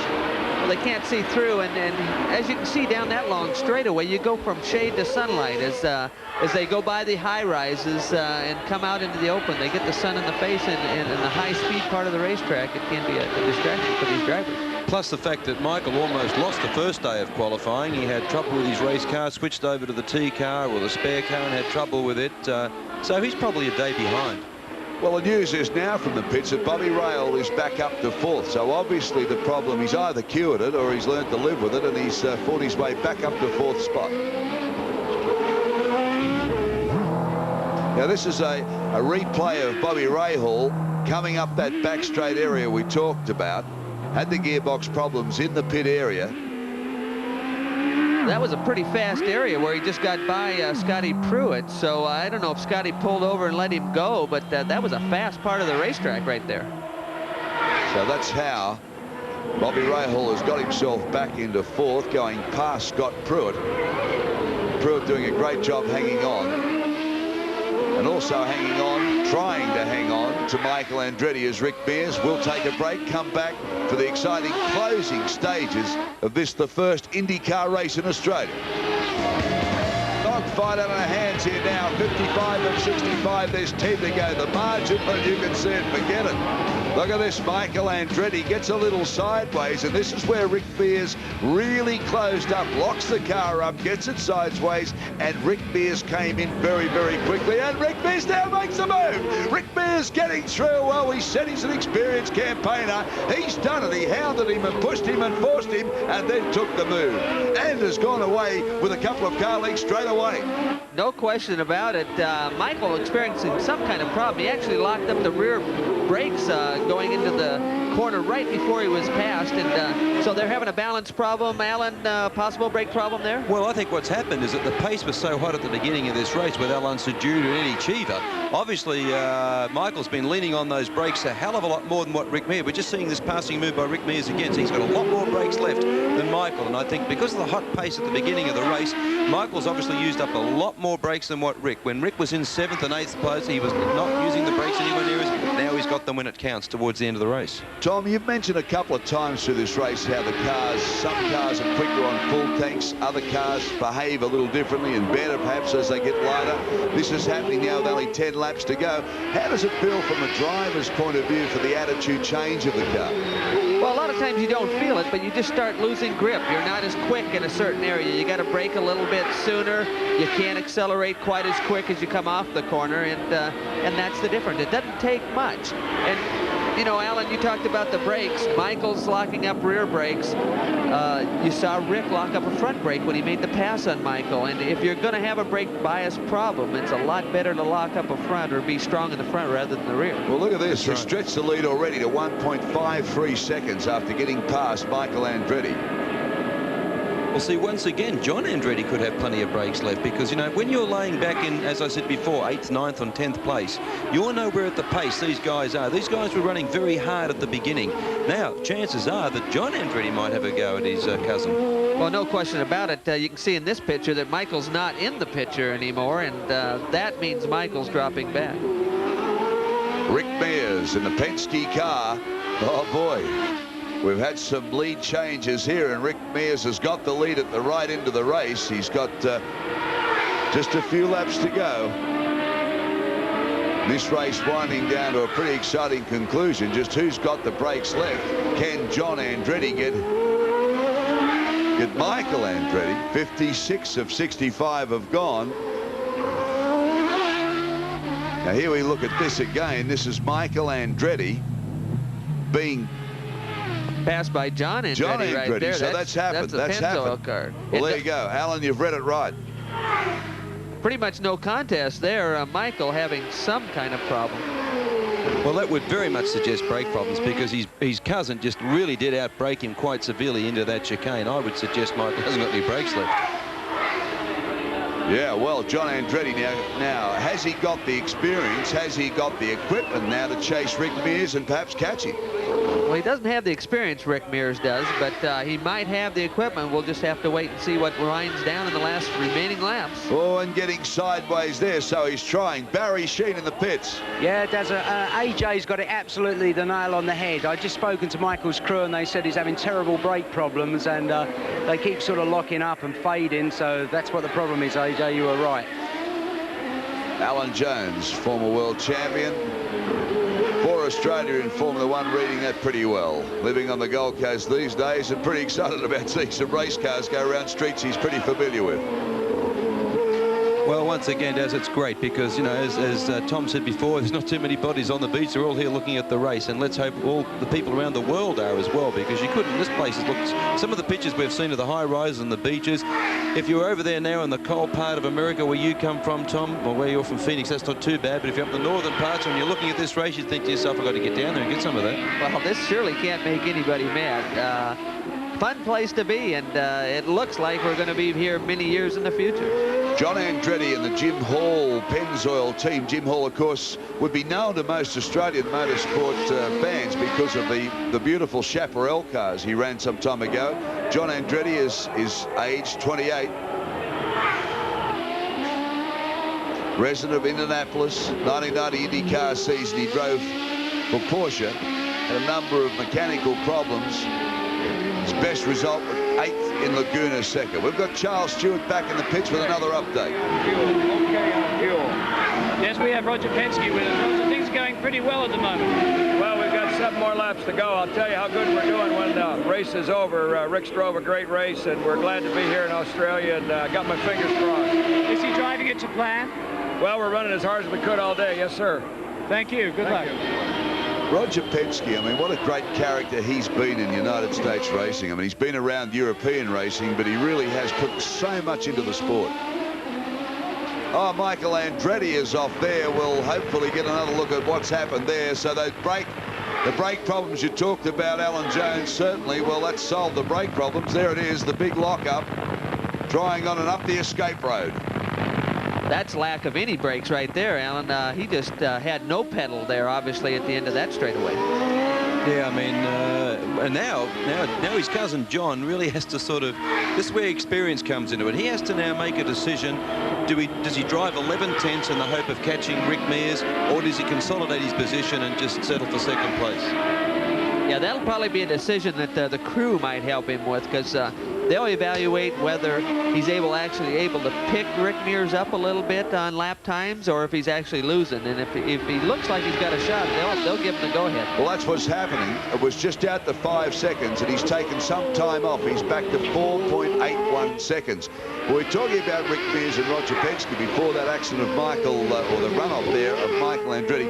Penske's put so much into American racing. No question about it. He's been really the nucleus of the resurgence of IndyCar racing in America, and has done a great job for the sport. It was interesting, just before the interview with Roger Penske in the pits, I could hear in the background noise that he said fuel is okay, fuel is okay. So it doesn't appear as though a fuel problem is going to cause them to be drop back. So Bobby Rahal now comes back into the major placings. He's in 3rd. So what a day he's had. I mean, he's gone back to 8th and 9th. He's gone the pits, had long stops. He's had gearbox problems. Now he's back to 3rd. Well, it looks like the car is really operating, because he's dragging John Andretti in at quite a rapid rate. So Bobby Rahal, can he get John Andretti? Can he pell him back now for second place? The race time is 2 hours 2 minutes. The drivers have been in the cars now 2 hours 2 minutes. Bobby Rahal, a very experienced campaigner, chasing that man John Andretti and catching him at a rapid rate. Well, I tell you what, the way things are looking at the moment, I think there's about 7 laps to go. Rahal could be in with half a chance to win the race, because, I mean, if he can get past John Andretti without too much aggravation, he's not that far back from Rick Mears. Well, now 3.95 seconds, so the time's tumbling down. Rahal on hot times at the moment. He's obviously cleared the problem he may have had. He may have just jammed into gear, because we noticed they rocked the car a little. Now it's perhaps freed itself up, and he's back on full pace now and pulling them in very, very quickly. The only question seems to be is going that hard to gain that time back that he lost with the pit stop problem. Will he have the brakes left with a few laps to go? John Andretti, amazing. When we talked to him in Sydney a few weeks ago, he really wanted to get involved and buy some art and take some Australiana back to the United States, and he said, look, I want to do so well. It's a big opportunity. I've got a good car. I've got good backing. I've got Jim Hall's support. He'd be ecstatic about being in second place, but he'd be pretty nervous about someone like Bobby Rahal breathing down his neck so quickly and catching him so quickly. Well, as a racer, he's there to win, but he can't be upset with the effort that this team has given him, because it is a brand new team, and whether he runs 2nd, 3rd, or 13th, it's got to be a good showing for the Pennzoil team. But this man out in front in the Roger Penske car, Rick Mears, one of the most experienced drivers in IndyCar racing, and we've seen him do some spectacular things around the circuits of America in all sorts of cars. And at the moment, leading this very first race. And I guess there's a lot of honour. Forget the championship points for the moment. I know they're important, but the honour of winning the first time out in such a historic race would be something too. Well, no question about that. Winning any race in an Indianapolis car is a big, big event, and that's what these boys have in their mind right now. Alan, 5 laps to go. We'll look at some time differences. There goes Mears. We'll see if we can get some accurate times from 1, 2, and 3. We can keep our eyes on Bobby Rahal to see how he closes up on John Andretti. And if John Andretti's doing the same thing to Rick Mears, because he's still trying that car, getting some pretty positive attitudes there. Yeah, I think he's fairly safe. He has quite a comfortable cushion there, as you can see, to John Andretti, and then he in turn has a reasonably comfortable cushion to Bobby, because it's one thing to catch the guy and there's another thing to pass him, and I would tell you that with 1 or 2 laps to go, they are going to be very difficult people to pass if he catches him. Well, these are the margins. From 1 to 2, it's 4.41 seconds. From 2 to 3, it's 2.34 seconds. overall's doing the most advancement at this point. And again, the question is he going to have the equipment to extend that car for 4 or 5 more laps? Well, Mir's car looks good. It's doing everything right. It's not locking up brakes or anything like that, so it looks fairly comfortable. Well, it's been a fairly expensive and exciting day for the Andretti family because Mario was involved in the shunt and ripped the front of his car off. Michael has gone up the escape road and had some damage by running out of brakes. You know, and Jeff Andretti was involved in all of that out in front, and now we've got John, nephew John, sitting here in second place, so they'll certainly have a bit to talk about. Well, I'll tell you something else, too. It made what Emerson Fittipaldi said an hour or so ago seem a little bit more sensible now, because maybe he was feeling very comfortable. He obviously was, and the team car is very similar to what Emma was experienced. But you talk about the Andrettis and that team and the cost and the damage that was done to them. I'm sure Carl Haas in the pits is probably chewed off some of the end of that cigar. What do you think, Alan? Well, one thing, he might have damaged 2 of his cars, but you can bet your life there's plenty of other Lolas that have been damaged, and they're all good customers. The margin's gone back out from second to third to 6.44 seconds. So it looks like everybody's holding station. But now another factor comes into play here because we're starting to get mirrors coming up on traffic. So somebody makes a mistake. They've been in these cars a long time. Everybody's got to drive on eggshells at the moment. You hit the nail on the head there. The drivers have been out there a long time. They're tired. When you get tired, you make mistakes, and little mistakes in these cars are big results. Mind you, Rick has got a sufficient cushion that he doesn't need to take any silly chances to get past back markers at this stage. Oh, what have we talked about? Coming to play, and Mears is out. Well, can you believe it? We just talked about the concentration of getting through the traffic, and bang, it all happened again, and John Andretti is down the lead, but he's still keeping the car going, still got it going. He's back on the track. Can he get through the debris? Gets it back again. He can't believe it. He must be sitting here saying, I don't believe it. Smokes the tyres up, gets it away again. Well, we're just talking about the traffic problem, and he just bang, straight he goes. Well, that's incredible. You know, he gets by the first car pretty cleanly, and now he goes underneath the other car. Now, I'm not sure if Rick realizes that the guy doesn't see him or what, but he locks up the car. Then Randy Lewis, from behind, tries to run over both of them. That almost looked like Rick Mears went up the escape road under his own on his own deal, because I didn't see anybody hit him or anything. No, he was all by himself. I think he just got in a little too hard, locked up those fronts like we talked about, and what Randy Lewis was thinking about, I'm not sure, because he pile-drived the tires. I think Randy probably thought, well, if Rick Mears is going in that quick, I'm going to try as well. Well, Mears' car's okay because it wasn't touched, but he lost a lot of time getting around all the wrecks and getting back on the track. And, of course, John Andretti is now in front. We'll get it. And this will be his very first win. John Andretti is in the lead. So he went wide then. He actually nearly went into the tyres at that point there. So he's obviously running out of brakes as well, because he went very wide on the entry, not the exit. Yeah, no question. Now, he might be hustling the car a little bit to see if he can't catch up, but, you know, the brake balance has been very critical, and it looks like it's changing as the race wears down. Well, he said to us throughout the week in an interview that crashes and poverty are the things he can do without. He said, have you got any personal likes and dislikes? Well, he won't have any poverty, and he hasn't got involved in the crash, John Andretti, so he's made that wish come true. Rick Mears must be sitting here and thinking, I don't believe this. I've got my way to the front of this race, and bang, I'm gone. But here he is heading perhaps, well, it is for his first win. We've got a course car out because of that crash. There's 2 laps to go. White flag with a red cross. John Andretti in the lead. He would be sitting here and thinking, this is unbelievable. I mean, I've been so far back today. He's been consistent, but mainly he's kept it straight, kept it tidy, made good pit stops, and consistency has now got him there. I tell you, Jim Hall is a winner, isn't he? It just follows certain people. You know how that goes. They've just associated with that situation. He comes back in the first race out, a new team, new combination, a lot of new faces trying to communicate with each other, and here they are. I tell you, Rick Mears must be spitting chips, though, because he had a very comfortable cushion, and he could have afforded to have come well back off the throttle and brake so much earlier than what he did. I mean, it's easy for us to sit here and make comments. He's the guy in the cockpit, I know, but he did have a very comfortable cushion. Well, John Andretti wanted me to direct him to some art galleries to buy some Australian art, and he said, what sort of money do you think I've got to spend to get some really nice art to take back to the new house? Well, he's going to pick up $126,000 US for this race. That'll buy some paintings. That should get a canvas or two in his front room, I would say. John Andretti, his first win. Now, I guess he's starting to hear things in the car playing up. He'd be feeling the gearbox stiffening up. He'd be thinking, just hang on. After all of the drama here on the Gold Coast, can I hang on? Des, you realise you'll have every art deal in Australia trying to find out where he's staying tonight.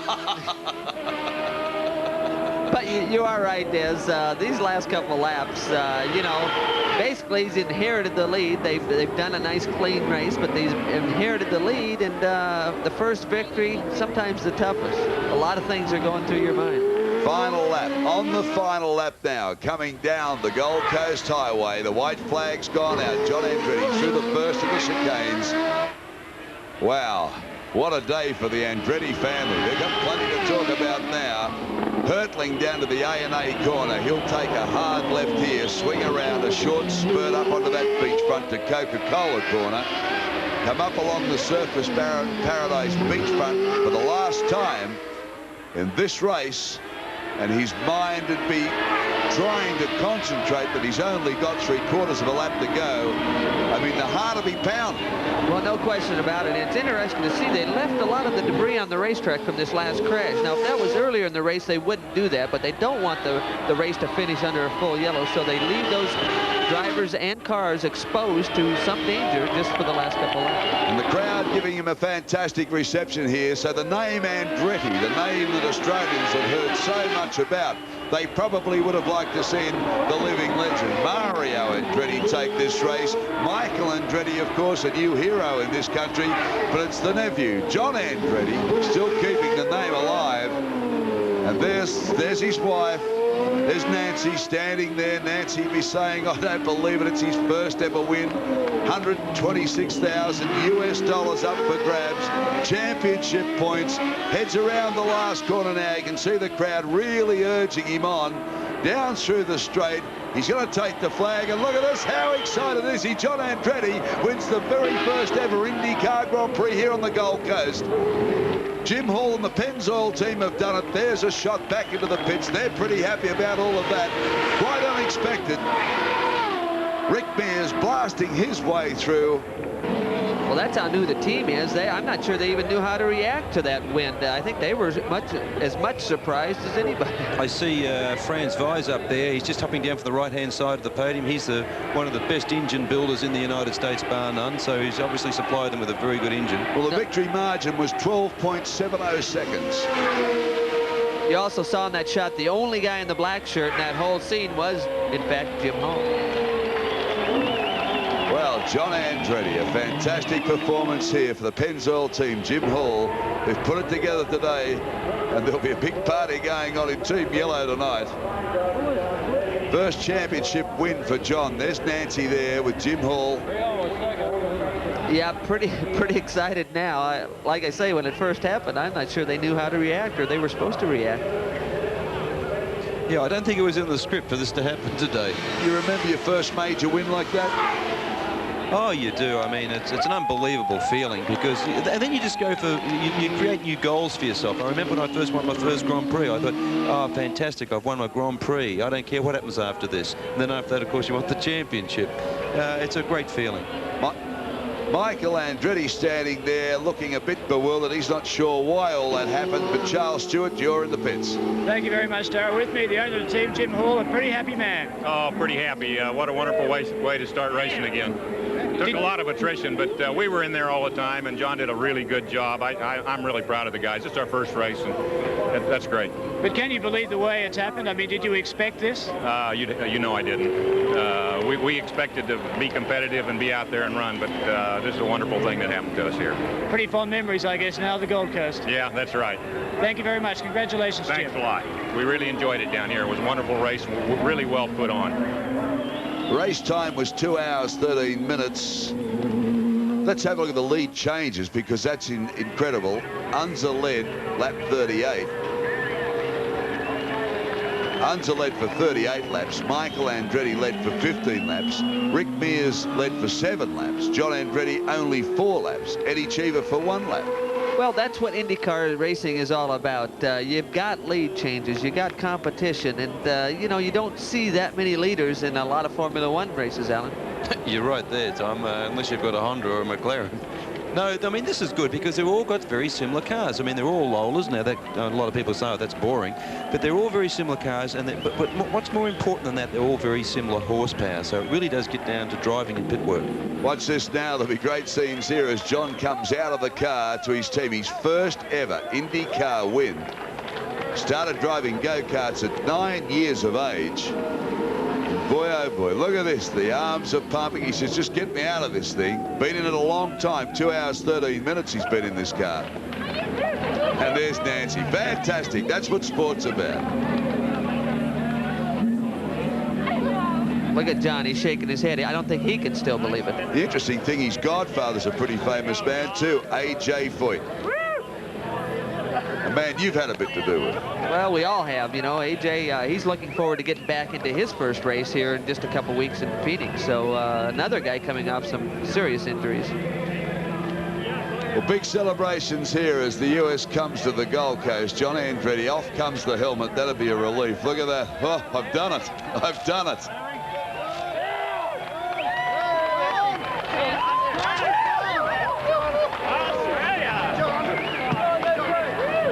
Okay, there's the first winner of an IndyCar race in this country. We'll talk to him soon. Stay where you are. Back shortly.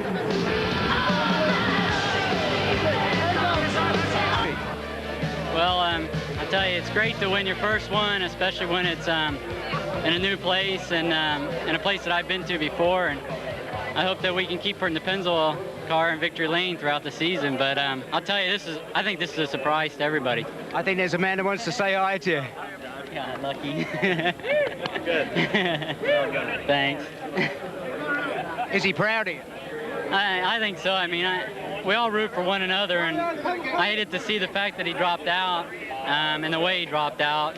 I don't know exactly what happened, but it looked like somebody got a little aggressive to the chicane and put him out. Otherwise, it wouldn't have been my race. Well, there's still an Andretti up on the podium, Mario. Yeah, that's a great consolation here. I guess Mike and I just couldn't do it, and John, just fabulous job, and Jeff brought it home in 7th. That's the best finish of any Andretti at the first time in the first race. So we're really happy, actually. Really happy for John. Great job. Thanks a lot. John, you did a tremendous job, and I'm sure the whole family and the whole Gold Coast is very proud of you. Well, I'll tell you, like I said, it was totally unexpected. We had a problem in our second qualifying session, had to start near the back. Then I messed up during the race, but for the last 2 years, Pennzoil has won the first race, and we kept the tradition alive. Congratulations, John. Okay, Charles, Stuart, over to you. Mario, ahead again. Thank you, Barry. Bobby Rahal, second place up on the podium. A good start to the season? Well, we got a little unlucky, and then we got a little lucky in the end. The shift knob came off of my hands, and I had to stop, and that put me, behind Rick and everybody else. And we made a run at him, but I just ran out of brakes right at the end. So second's better than third. What goes through your mind when you know that you've got to make up that time? You're coming from behind. Is it a situation that you like to be in?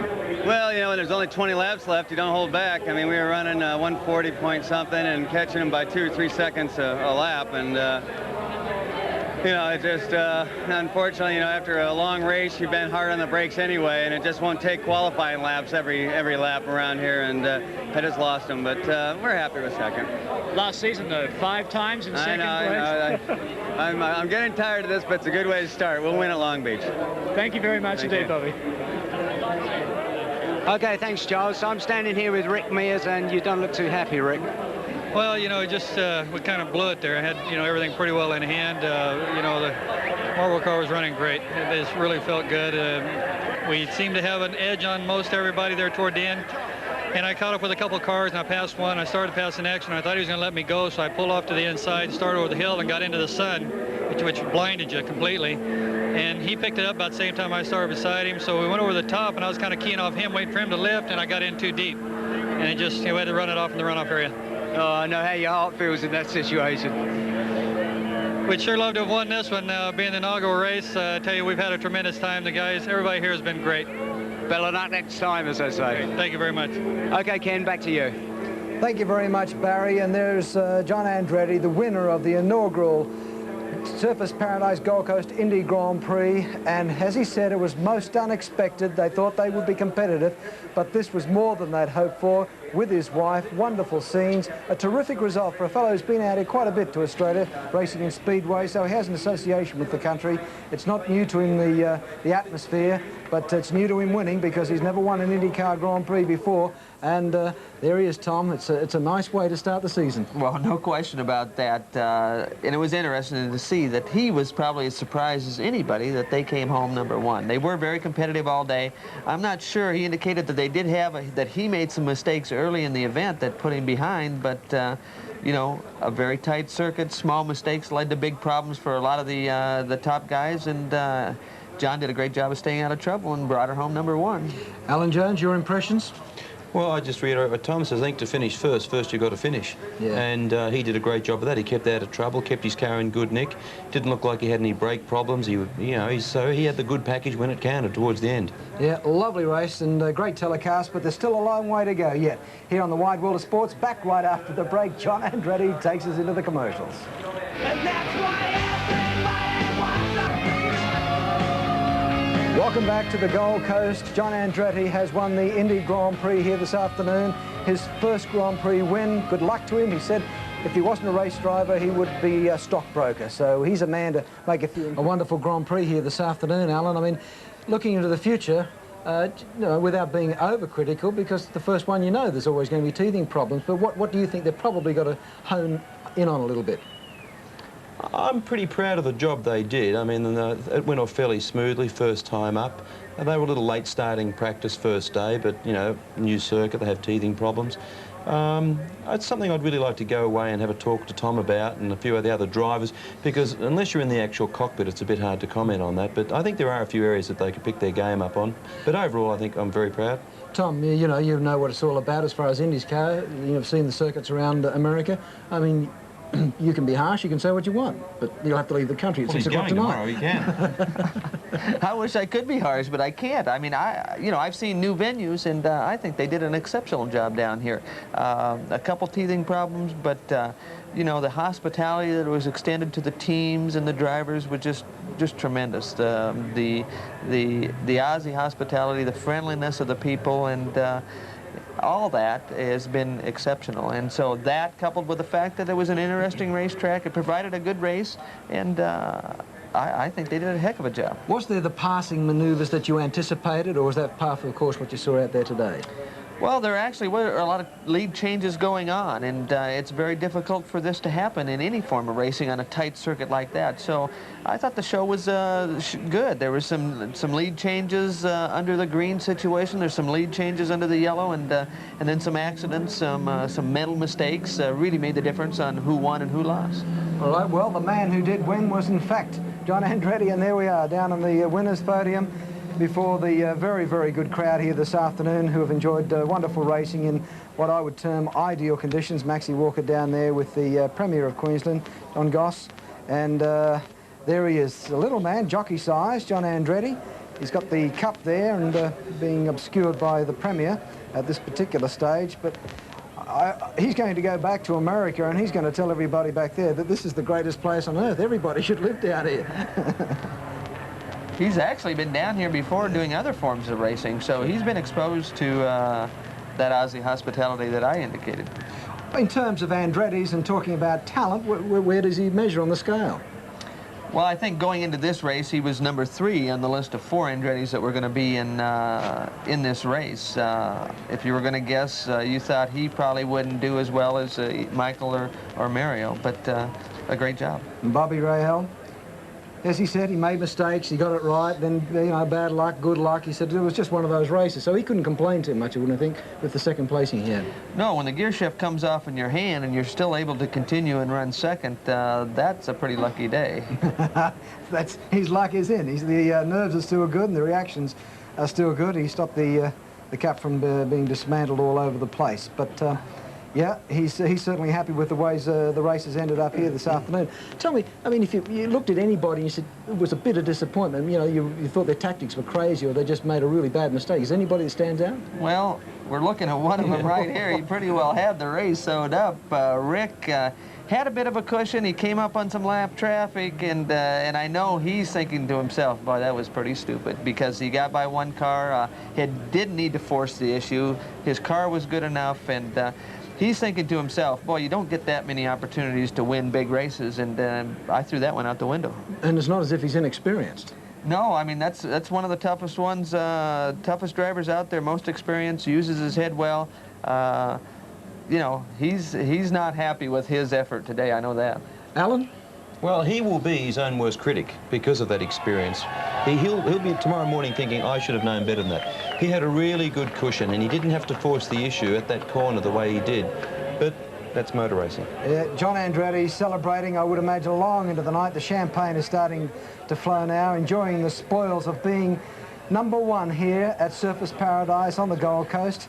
He is being surrounded by the many thousands who have turned up for the inaugural Grand Prix, which, as I said, has attracted a very, very good crowd, and I would imagine that everybody associated with the organisation will walk away well pleased, but also with the common sense that to know that there's still a fair bit of work to be done. But congratulations to everybody concerned. We will be back with more pictures, more action from the wide world of sports coverage here on the Gold Coast. That's the scene down Pit Alley as the many thousands of spectators join in the celebrations, check over the cars and rub shoulders with the winners, the losers and those in between. And the big winner this afternoon, Darrell Eastlake, congratulations, terrific call and a good race. Yeah, Ken, thanks very much. It was a good day. We've had a big day in the commentary box with so much action, but I don't think anybody expected the sort of action we were going to get out of this race. I mean, Tom's been saying that IndyCar racing produces so many winners, so many leaders, so many changes, and of course it all happened. We saw the lot. Well, Dee, talk us through the series of events, starting with, of course, Michael, wasn't first? Yeah, I think lap 24 was a pretty important point of view because this is where Michael Andretti really locked up the front brake, and I mean, that was the start of the action to come, Alan, wasn't it? Yeah, that was a bit of a telltale sign that he was having a bit of aggravation with his brakes. I mean, he was locking up the rears there. Now you see what, and it just, I mean, that is the first sign that brake problems is starting to happen. Yeah, and it really started the pattern of things to come, Tom, because then we go into lap 44, and this really was quite an incident because this is where we had the big accident with Al Unser. I mean, nobody expected this to happen. Michael Andretti accelerating, and will he get him? Upside. Well, it's a big pass by Michael at this point. That surprised us a little bit because Al had him handled. We were worried about Michael's brakes, but yet late in the action, Michael throws the car sideways, able to gather it up, got little Al's attention pretty much to roll out of the throttle and drove on by. If that wasn't bad enough, Eddie Cheever is stuck in there, and then of course Mario comes along the scene. He's got nowhere to go, and he rides right over the front wheels. And in those cars, you can't get your legs back. I mean, he's waiting for the accident to happen. Here it goes. Jeff moves over to do the right thing. And behind him, it all starts to happen. Al Unser goes off. Eddie Cheever comes into here because he's got nowhere to go. And look at Mario. Bang. And that's got to be a bad situation. Well, this is like being strapped to a pole or a wall, tied up under all the seat belts that you have, and then letting guys take shots at you. You see, little Al comes in, and I think he came in a bit quick, decided that if he stayed on the line that he was going to hit Jeff Andretti, and then I think he whacked on the brakes at a time when the car was in the wrong attitude, and then he lost it. Eddie Cheever comes in behind, nowhere to go, crash, and here comes Mario on the debris, so he probably lost a little bit of steering and took his front right-hand wheel off altogether. Well, look at this. Here he is, Al Unser Jr. He's spun out. Bang, Eddie Cheever gives him a nudge. Now he's waiting for the final coup, and here comes Mario. Good night, nurse. The snout's knocked off. And Al Unser Jr. is out of business. Dee will be back after the break. We're going to talk a little bit more about this great race here on Surfers Paradise Gold Coast Circuit. Back after the break.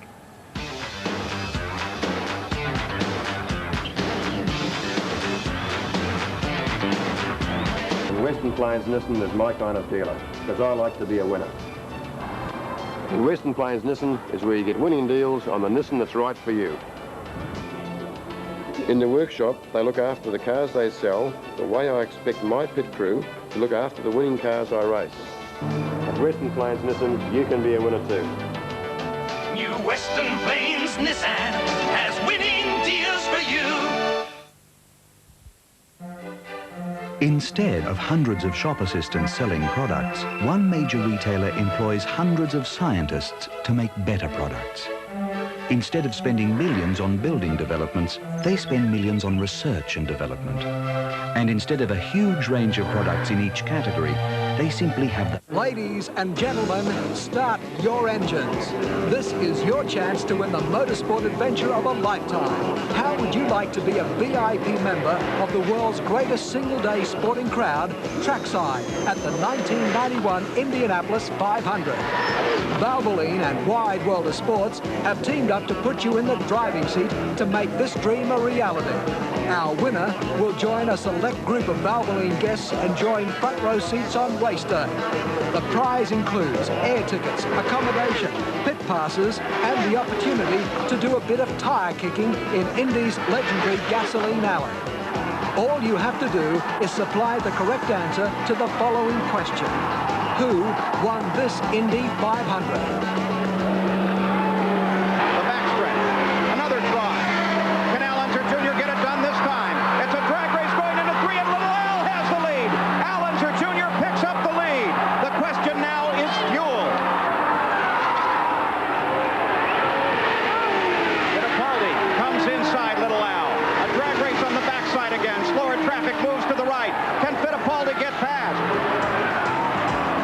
Here's how you enter.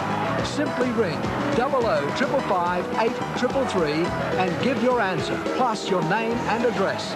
It's as easy as that. The competition closes on April 16th and we'll be announcing the winner on April 20, courtesy of Valvoline and the one and only Wide World of Sports. Yeah, well, we've just about got the checkered flag here this afternoon on the Gold Coast. Darrell Eastlake, once again, congratulations, great call. And you'll never be the same after that NASCAR. State of Origin on wheels. It was good stuff, wasn't it? Alan Jones, congratulations, your home team did well here. Thanks, Ken. And Tom, you can go back to the United States, and I don't think you've made too many enemies out here at all. Well, I hope I haven't made any enemies, but I've had a great time and looking forward to coming back. Yeah, well, you'll be coming back because we're going to take a bit of money off you on the golf course. There you go. There you go. I'm ready. You got the money? I don't know about that, but I don't plan on losing. All right. Okay, we certainly hope you've enjoyed the inaugural 1991 IndyCar Grand Prix here on the Gold Coast. It's been a real buzz for us here this afternoon. We've enjoyed bringing it to you. And join us again next weekend for another edition.